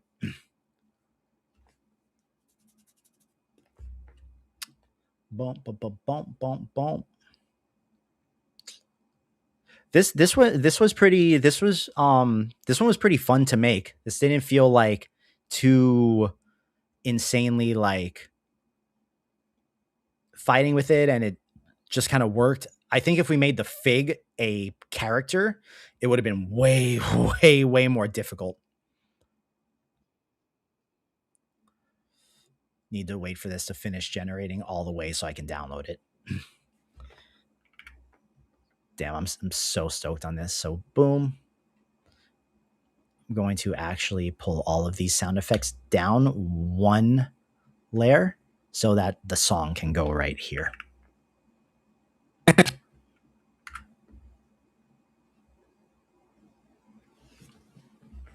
I wonder what's going to happen with Sunno now that Universal bought them. I wonder if like we're going to lose the ability to download our music, or if it turns into like copyrighted instead of not copyrighted. I wonder what actually happens going forward. It's going to be really unfortunate if we can't download our stuff anymore, or if the copyright stuff kicks in. All right, so we have the song. I'm going to put the song in the folder for the fig.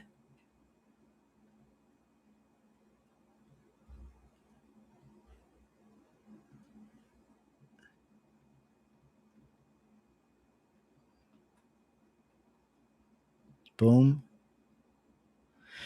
Let me actually see where the good part is on here, where it like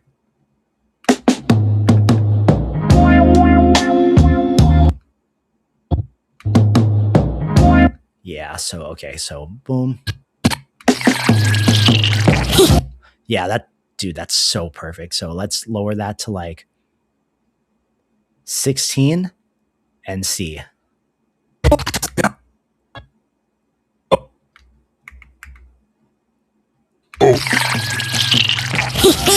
A little bit louder. We're actually going, okay, so we're going to actually put a keyframe right there, and we'll make this the beginning part, the normal volume, and it'll gradually get softer by the time the characters come in. Oh yeah. Let me hold that for you. I can there. It's real juicy. Yeah. You better not get it on my coat. Oh, you. Oh yeah. Let me hold that for you. I can there. It's real juicy. Yeah. You better not get it on my coat.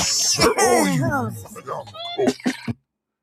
Okay, so this one, I'm going to make this sound effect just a little bit softer. Same thing with this one.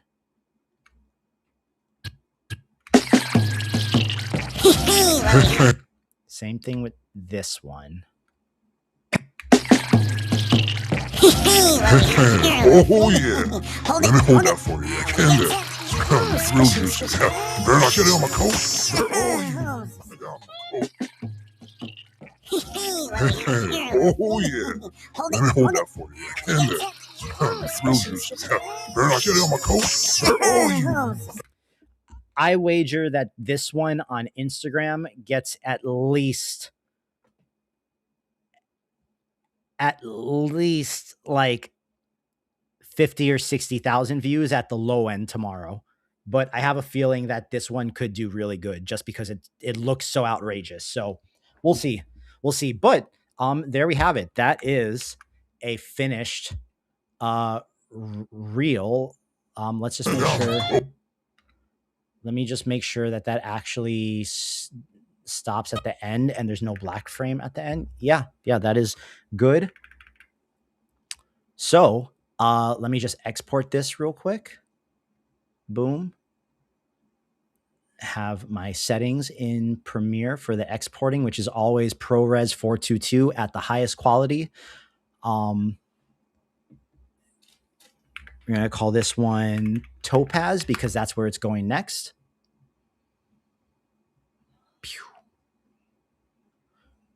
But the song was like,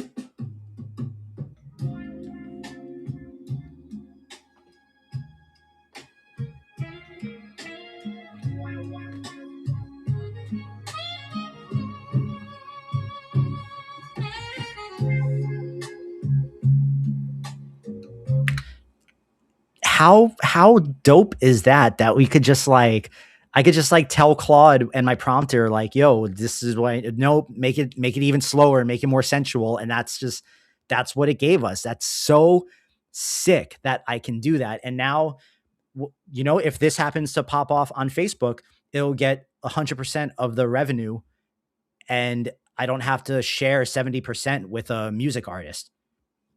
Crazy that we're able to do that. Okay, so I'm going to close this. Let's just upscale this in Topaz real quick. And so when I do Topaz, because Topaz, as you guys know, if you come here often, is the very last thing I do. I don't actually upscale the video in Topaz. There's no like I exported that video at 1080 by 1920, not 4K. Even though the video that I got back from Runway was 4K, I bring that down to 1080 because on all these social platforms, the native resolution is 1080 at 30 FPS. So all I do in Topaz is I have these special settings that I manually made a preset for, which if you guys are in my Patreon, this is one of the very first things I uploaded. I suggest scrolling all the way down to the bottom of where the Patreon began, which you should be doing anyways, because nothing on the Patreon is like deprecated. It is all still relevant. My exact Topaz settings and how I move all those manual things around to get the quality that I do before stuff gets uploaded to social is in the Patreon for you guys. So that is a finished Instagram reel and a reel for X and a reel probably not for YouTube and probably definitely not for LinkedIn because those platforms will ban the hell out of me for this. I know that for a fact. But let's play around just a little with the prompter. Give me 2 seconds. I'm gonna run and use the restroom real quick. So I will be right back, and then we'll do some cool image stuff with the prompter, and I'll show you guys some cool things. And yeah, BRB.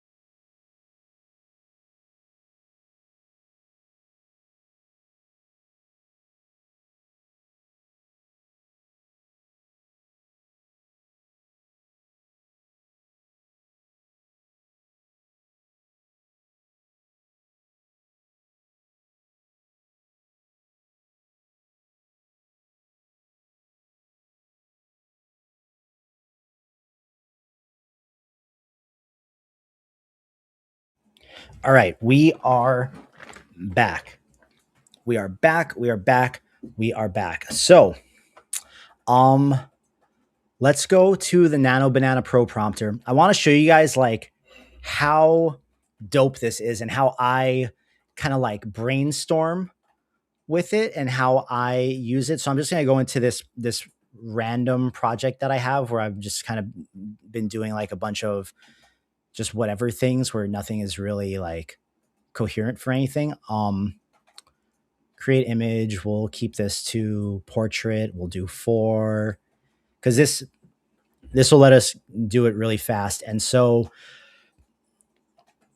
here we are on my Cosmos, and I'm going to go into my surreal imagery section, and there's some really cool stuff in here. Let's find one that's like extra cool that we can like use as a starting point, right? So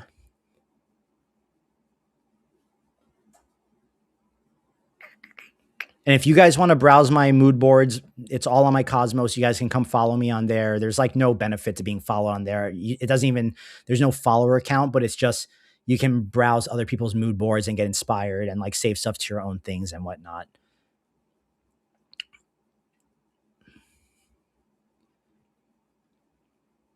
Okay, so let's see if we can do something with this, even though this one is a bit risque. So I'm going to give this image to the Nano Banana Pro prompter, and I'm going to tell it, we're going to start simple, right? We're going to start simple and then we're going to build. So I'm going to tell it, in extreme detail, I want you to write a prompt that describes exactly what you see here, except I want you to make any alterations so that nothing gets rejected by the image generation sensor.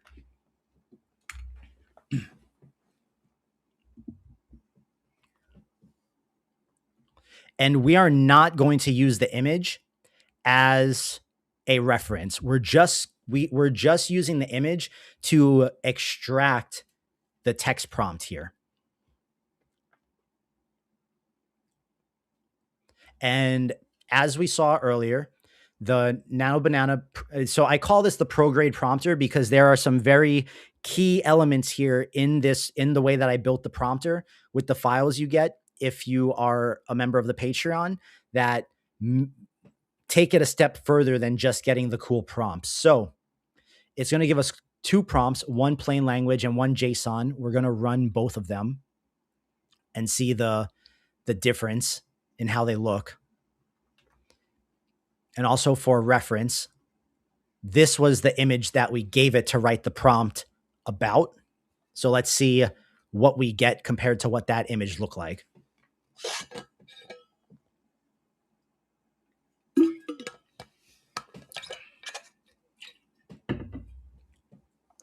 Okay, so right away, the one thing that I do want to go back and tell it is you nailed the look of the woman and the colors.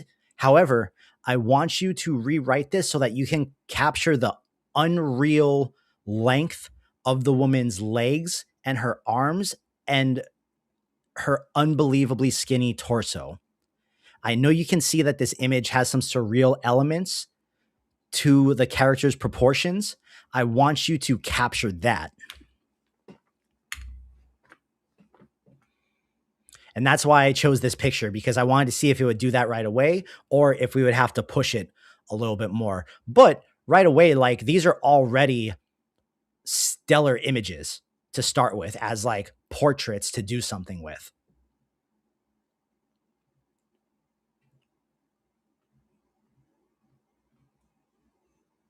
But let's see what it gives us now, since we like tried to really emphasize her body structure.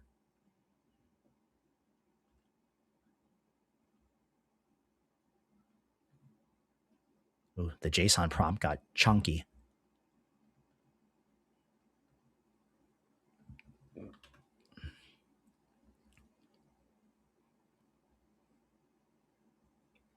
There we go. Now I'm going to give it one more command. I A1, I think Claude Opus is the best LLM for prompting right now. So I'm going to give it one more command. I'm going to say, this was way better. We still need to distort her proportions a bit more. Let's change the lens to a wide angle fisheye to make her body proportions even more surreal. However, this is already like way, way closer than what it was in the first place. And some of these, she does look like really weirdly proportioned, which is kind of what we're going for. Yaku, I appreciate that. That one was really fun to make. I'm really stoked that I got to do that. Shout out to Gertie, since Gertie and I did that together. All right, so let's do this one. Because once I get this image the way that I'm envisioning it, then we're going to build on it. And I'll show you guys what I mean. But you see, the thing with the prompting, even when you're using a prompter, is you need to continuously think about how to articulate what you want to get further and further away from the generic look. See, so already like this looks really, really unique. And this just looks like a dope image. So these I'm really happy with. Let's see what the JSON ones look like.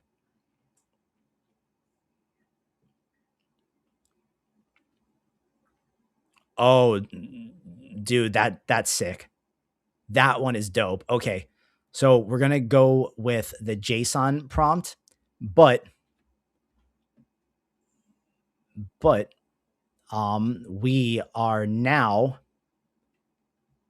going to bring in a like weird element, right? So I'm going to go to my creature mood board, right? Just kind of gather like weird looking things.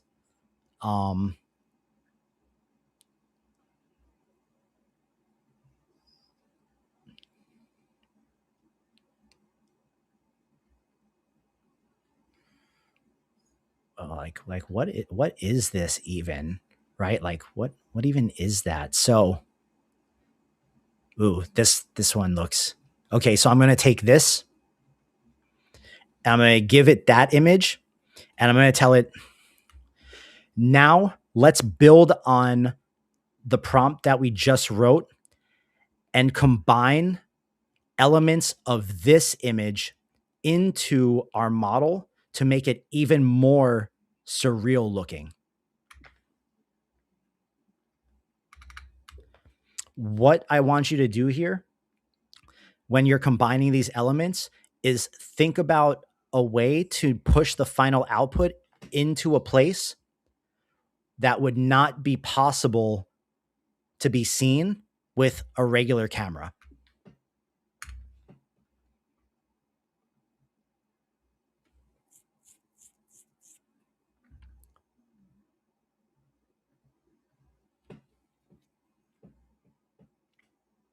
But like this is a dope image. Like look how like weirdly skinny her waist is.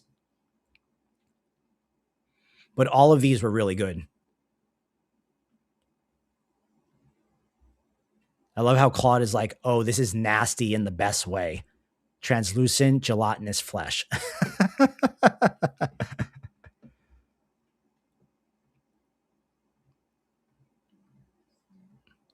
See, Claude's nasty. All right, so now this is like notice the prompt is getting thicker and thicker, but Nano Banana can handle it. So let's try this and let's just see what we get. And this could be good. This could be total trash, right? But this is like doing these weird things is, have you use Venice? I don't think I know what Venice is. What is that? but this is how you kind of like discover the things that they can and can't do, and you kind of like stumble onto the happy accidents. Ew. Okay. So let's do this one. Boom.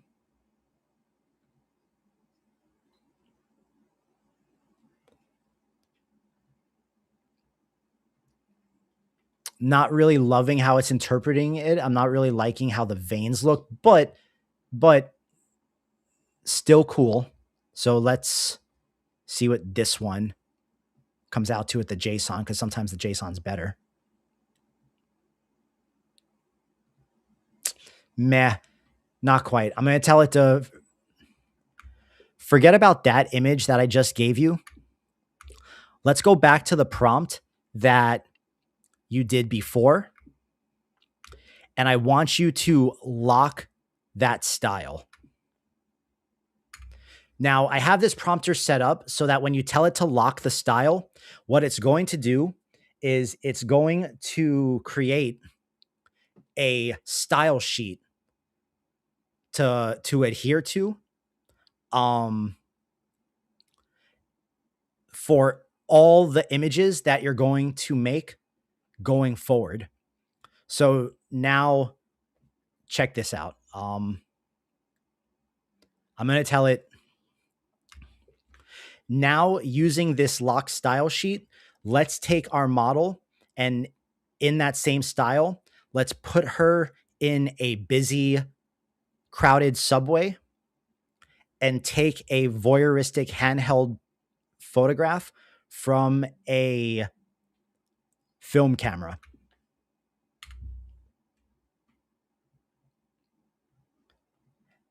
So like, I like making it lock into these style things and then trying to push it outside of the style. So let's see, because now it should be like adhering to what it gave us down here. So let's see what these prompts come out like. And whenever I'm kind of just like not really having anything to do, or I just feel like trying to find a way to go, this is what I'll sit here and do.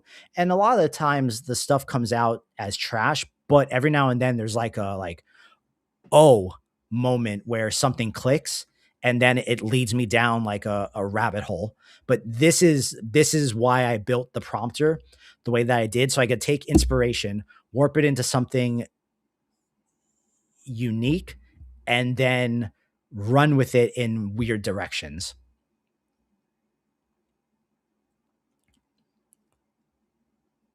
So let's, oh, hell yeah. So keep in mind, this is without even, this is with no reference photo. So this is just like, just using the style that we locked on it. And we're pretty much getting just about the same girl. It's doing the fisheye, and it's making her body have like kind of these drastically longer proportions.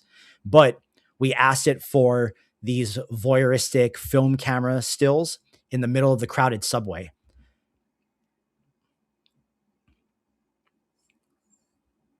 I don't know about you guys. I think that's sick. So now let's take this a step further and let's add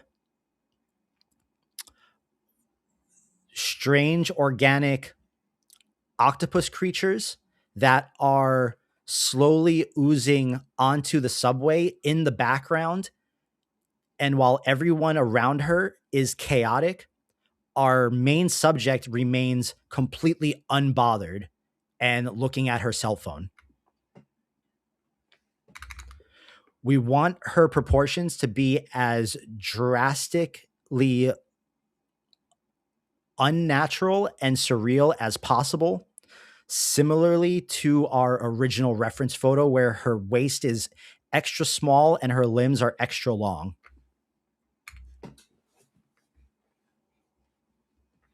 But no matter what I tell it here, because I told it to lock the style, it has certain things that it's going to adhere to. But after this one, there's more because there's another thing I added into this prompter too.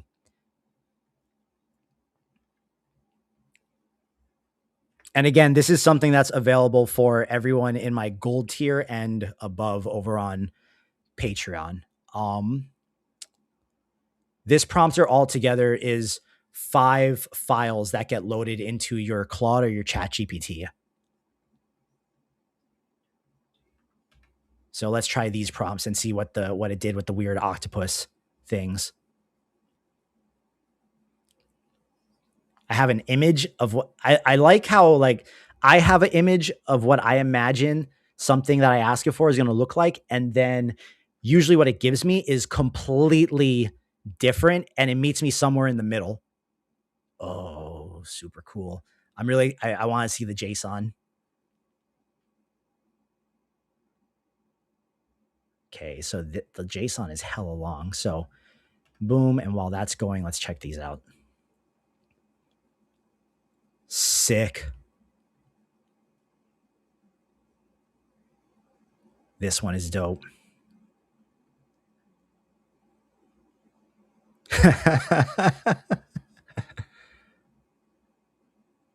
I like the foreground tentacle.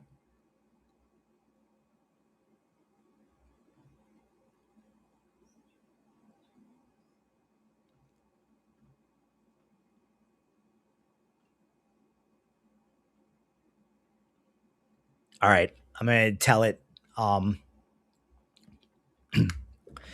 Now I want you to switch to contact sheet mode and create me a cinematic still contact sheet that takes us through 6 completely different complex camera angles from your complex camera angle skill that you have. All the camera angles should be drastically different, varying focal lengths with different feelings and moods from tense to anxiety filled. Now, the way that it gives me the prompts is going to completely switch up because I gave it these contact sheet documents. So it's going to switch how it's prompting to create the contact sheets.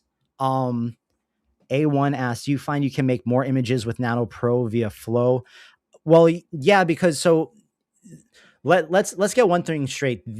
On Flow, these are only generating at 1K, and you don't have the option to go higher unless you see an image you like and then you want to upscale it to 2K or 4K. But just generating, if you're a pro member, sorry, not pro. If you're an ultra member, I don't know how it is under at the lower tiers. If you're an ultra member, this is unlimited and you can just go and you can do like 8 at a time. So this helps me iterate really, really fast to get my ideas out. Okay, so this prompt right here, I will typically only really go to free pick if I'm getting hit by censors on Flow because free pick is more forgiving on the censors than on the Google platform. So look how long this prompt is, bro. But this is because the prompter comes with the contact sheet skill that I gave it, one of the documents, so that you can generate the cinematic contact sheets. So let's see what this gives us. And this one for the contact sheets, we want to generate it in 16:9 because the contact sheets should come out as 3 squares on the top and 3 squares on the bottom. And it looks like it says it's doing a reverse point of view from the creature, extreme worm's eye, Dutch angle through tentacles, overhead God's eye, telephoto voyeur compression. So let's go through these because these are all going to look drastically different. Okay, cool. Right. This one is dope.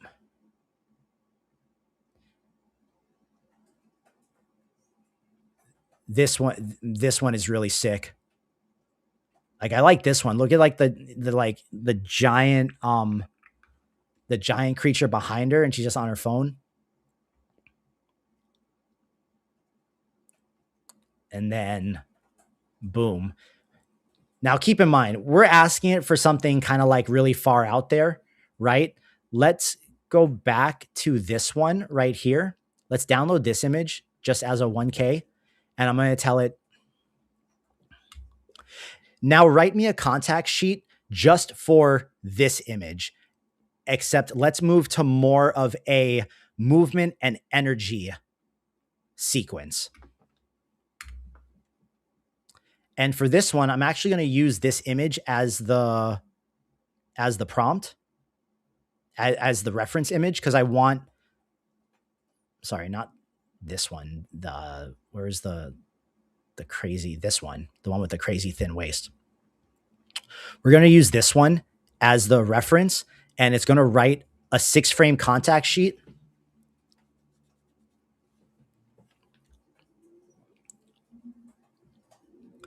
But already, like, I mean, if we were to extract these frames and upscale them and bring them to full size, you know, this could be like these could be a full 6-frame video sequence, you know? So you would, see how it's labeling them too. You would just like give it this and tell it, make the frame in the top left a full 16:9, the watching creature point of view, and then Nano Banana is smart enough to extract that and blow that up to the full size. But let's see what the contact sheet with this actual model comes out as. And just to kind of prove my point here, I'm going to take this image and actually put this one into free pick so I can generate this one at 2K instead of 1K. But we need the prompt first. So we'll do it in both places. So we'll do it here in Flow with this chonky ass prompt, bro. And we'll do it here in Free Pick. Oh, well, Free Pick was like, your prompt is too long. So I guess we have to do it in Flow here.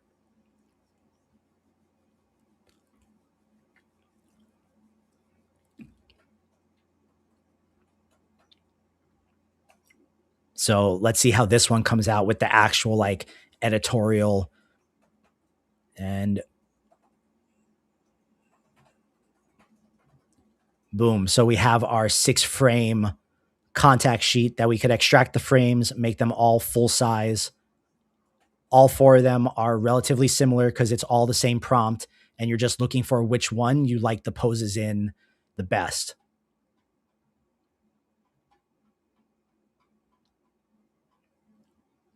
And I know you guys have been seeing this on social media, but this is like a highly efficient way to get your to like create a cohesive scene and make something super dope out of it that like makes sense, and to just get hopefully 6 things at once. But if you're running 4 of them at a time, I'll usually end up picking the best ones from each one. But yeah, and then here, something a little bit more along the lines of like what I would do on my free time rather than just trying to like show this off. So let's go and we're going to grab like 4 images, right? So here, I'm going to grab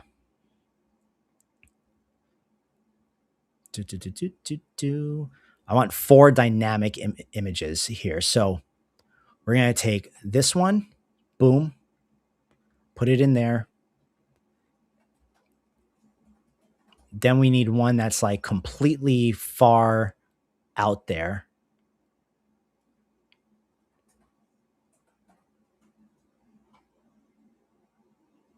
Take this one, boom. Then we're going to go into surreal imagery. And what's up, Schmeed? And I'm going to grab this one because this is really weird. And we're going to grab one more. And keep in mind, we're just giving all the images We're going to grab this thing. We're just giving all the images to Claude, to the prompter. I'm going to tell it, I want you to write a prompt that uses properties that are the most distinct from all four of these images to create a completely new composition with our female subject at the center. Now, keep in mind, when I say female subject, I'm not saying use the female subject from image one. Nothing in this final output should be a singular thing from these references I'm giving you. I want you to take what you see and combine everything to create something completely new that no one has seen before.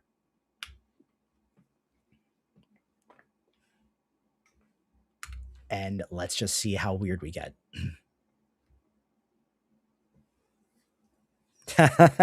Yaku.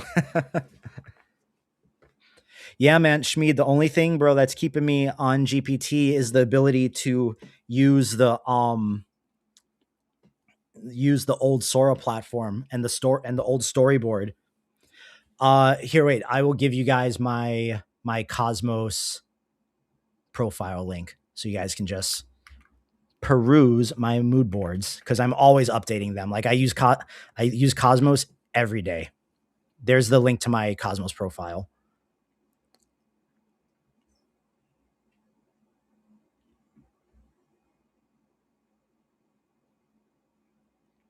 All right, so let's see what Claude comes up with here.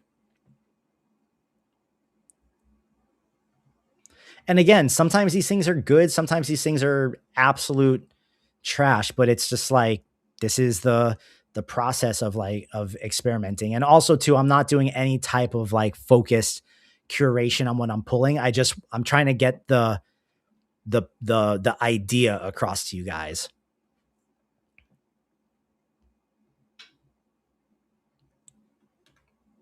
Ooh. That's kind of,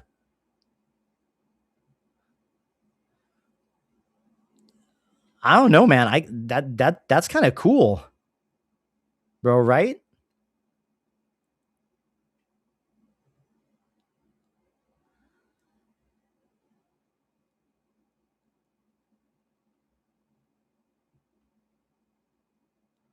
Okay, so let's add this to the prompt. And let's tell it the strange fibrous material on her clothing is undulating and moving around her body as if it's alive, with the center of it being an infinite hypnotic tunnel that slowly a hand connected to a full forearm reaches out of,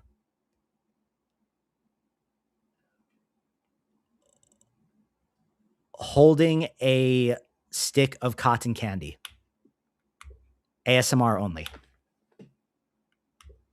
This is shot on a handheld film camera. I don't know, bro. I don't know. Let's just see.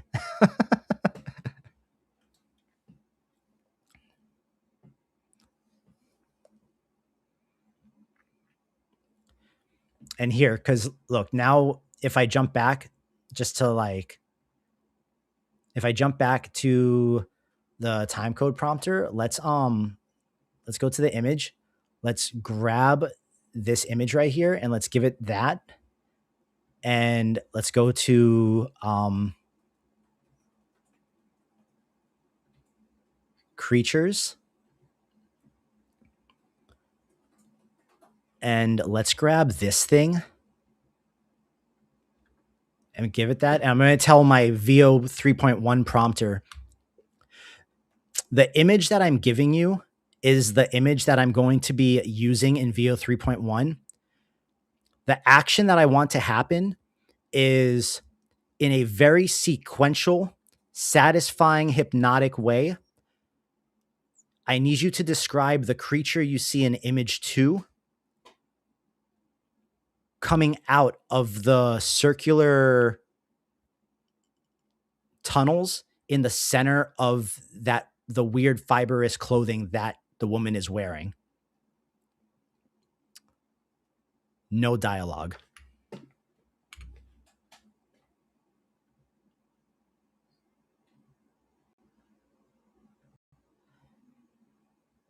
So let's see what.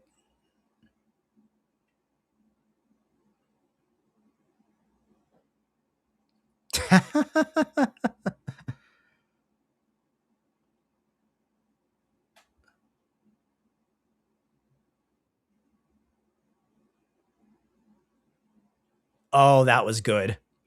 That was good, bro. I might just put that one on X. That was good. But here, let's see what this does. Because I'm not giving Vio this weird image of this like thing that I pulled, right? This was just a reference image I gave to Claude to reference when writing this prompt with the VO 3.1 prompter. And I have the VO 3.1, so no dialogue, because I don't want the character talking. I just want like an ASMR type thing because I don't want any of the prompt to be wasted on them trying to say anything. If I'm just doing something like this, I don't want any dialogue. So it's usually best if you want that to explicitly like tell them not to talk, because you'll see in the way that these prompts are written from this prompter, there's like a dialogue section and it just says none. But VO is smart enough to understand that.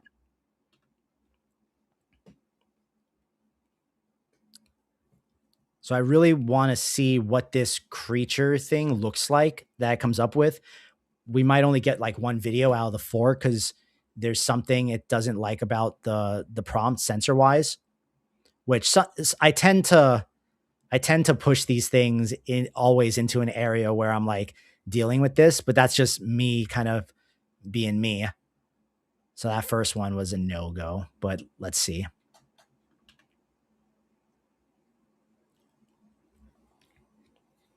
Because I want these things to focus on the action and not words, right?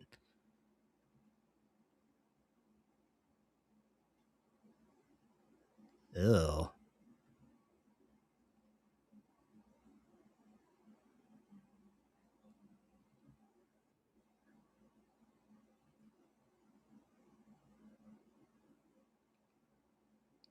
Ew. My frame extractor is I will give you guys the link to frame extractor without you guys being on Patreon. I will happily just share that. Go at it. There's the link.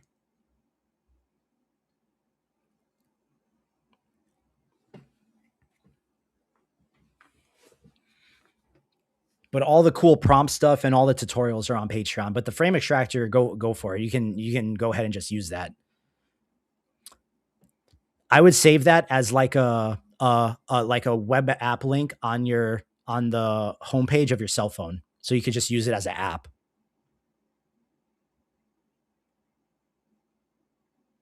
Ew.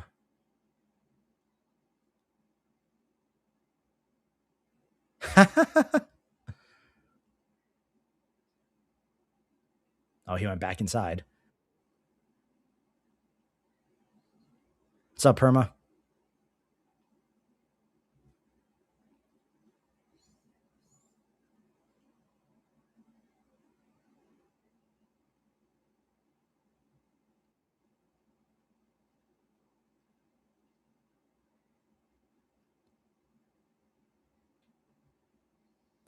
I don't know, man. I think this is super cool just from riffing for a few minutes, because there's like infinite ways you could build on this to actually make it something like usable, you know?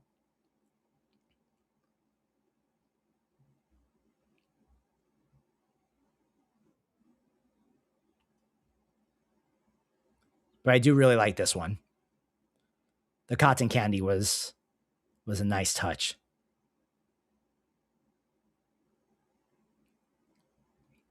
Anyways, anyways, guys, we are going to wrap up the stream there. This is I like I'm super happy with what we did tonight. The reel that we made tonight during that entire first 3 hours of the stream, before just messing around. I'm really excited to post that tomorrow and see people's reactions. So when you guys see it on Instagram or on X, be sure to leave a comment or share it or whatever, since you guys were here for the process and you saw me like do the voice and all that kind of stuff. Yeah, bro, for anyone that wants to like learn more, or if you guys want access to the prompters that I use for all this stuff that I do, it is all on my Patreon, and you can find that in literally the link tree on all of my things. Really appreciate you guys for being here and for hanging out for this first stream of 2026. And we are doing these every other week. So next week is a week off, and the week after that is next stream. I'm going to start promoting these earlier than just the day before, as I usually do. So hopefully more people can show up, because it's always more fun when there's more people in the chat. But yeah, man. Really appreciate you guys from hanging out. There were a bunch of new names that I saw in here this week. So always dope to see new people coming in. I can't believe 30 people stayed and hung out for these 4 hours. And at a point, there was like 40 people in here. So appreciate you guys. Hopefully you guys learned something tonight, or there was like something that I did or that I explained that was valuable to you, that you were able to, walk away, that can help make you guys a little bit better. I have gotten feedback from a few people in my Patreon that they were hesitant to join the Patreon because they felt like, what more could they possibly learn aside from what they see on my stream? And I promise you guys, as much as you see what I do here, I do not divulge all the sauce on the stream. The sauce is in the Patreon. So with that being said, if you want to continue learning, find me on there. If not, I'm just happy that you guys come hang out and watch and give me a little bit of your energy every other week. So guys, I am going to stop yapping. I am jboogxcreative. You guys can find me everywhere at jboogxcreative. And yeah, bro, appreciate you all. Happy New Year. And I will catch you guys in another 2 weeks.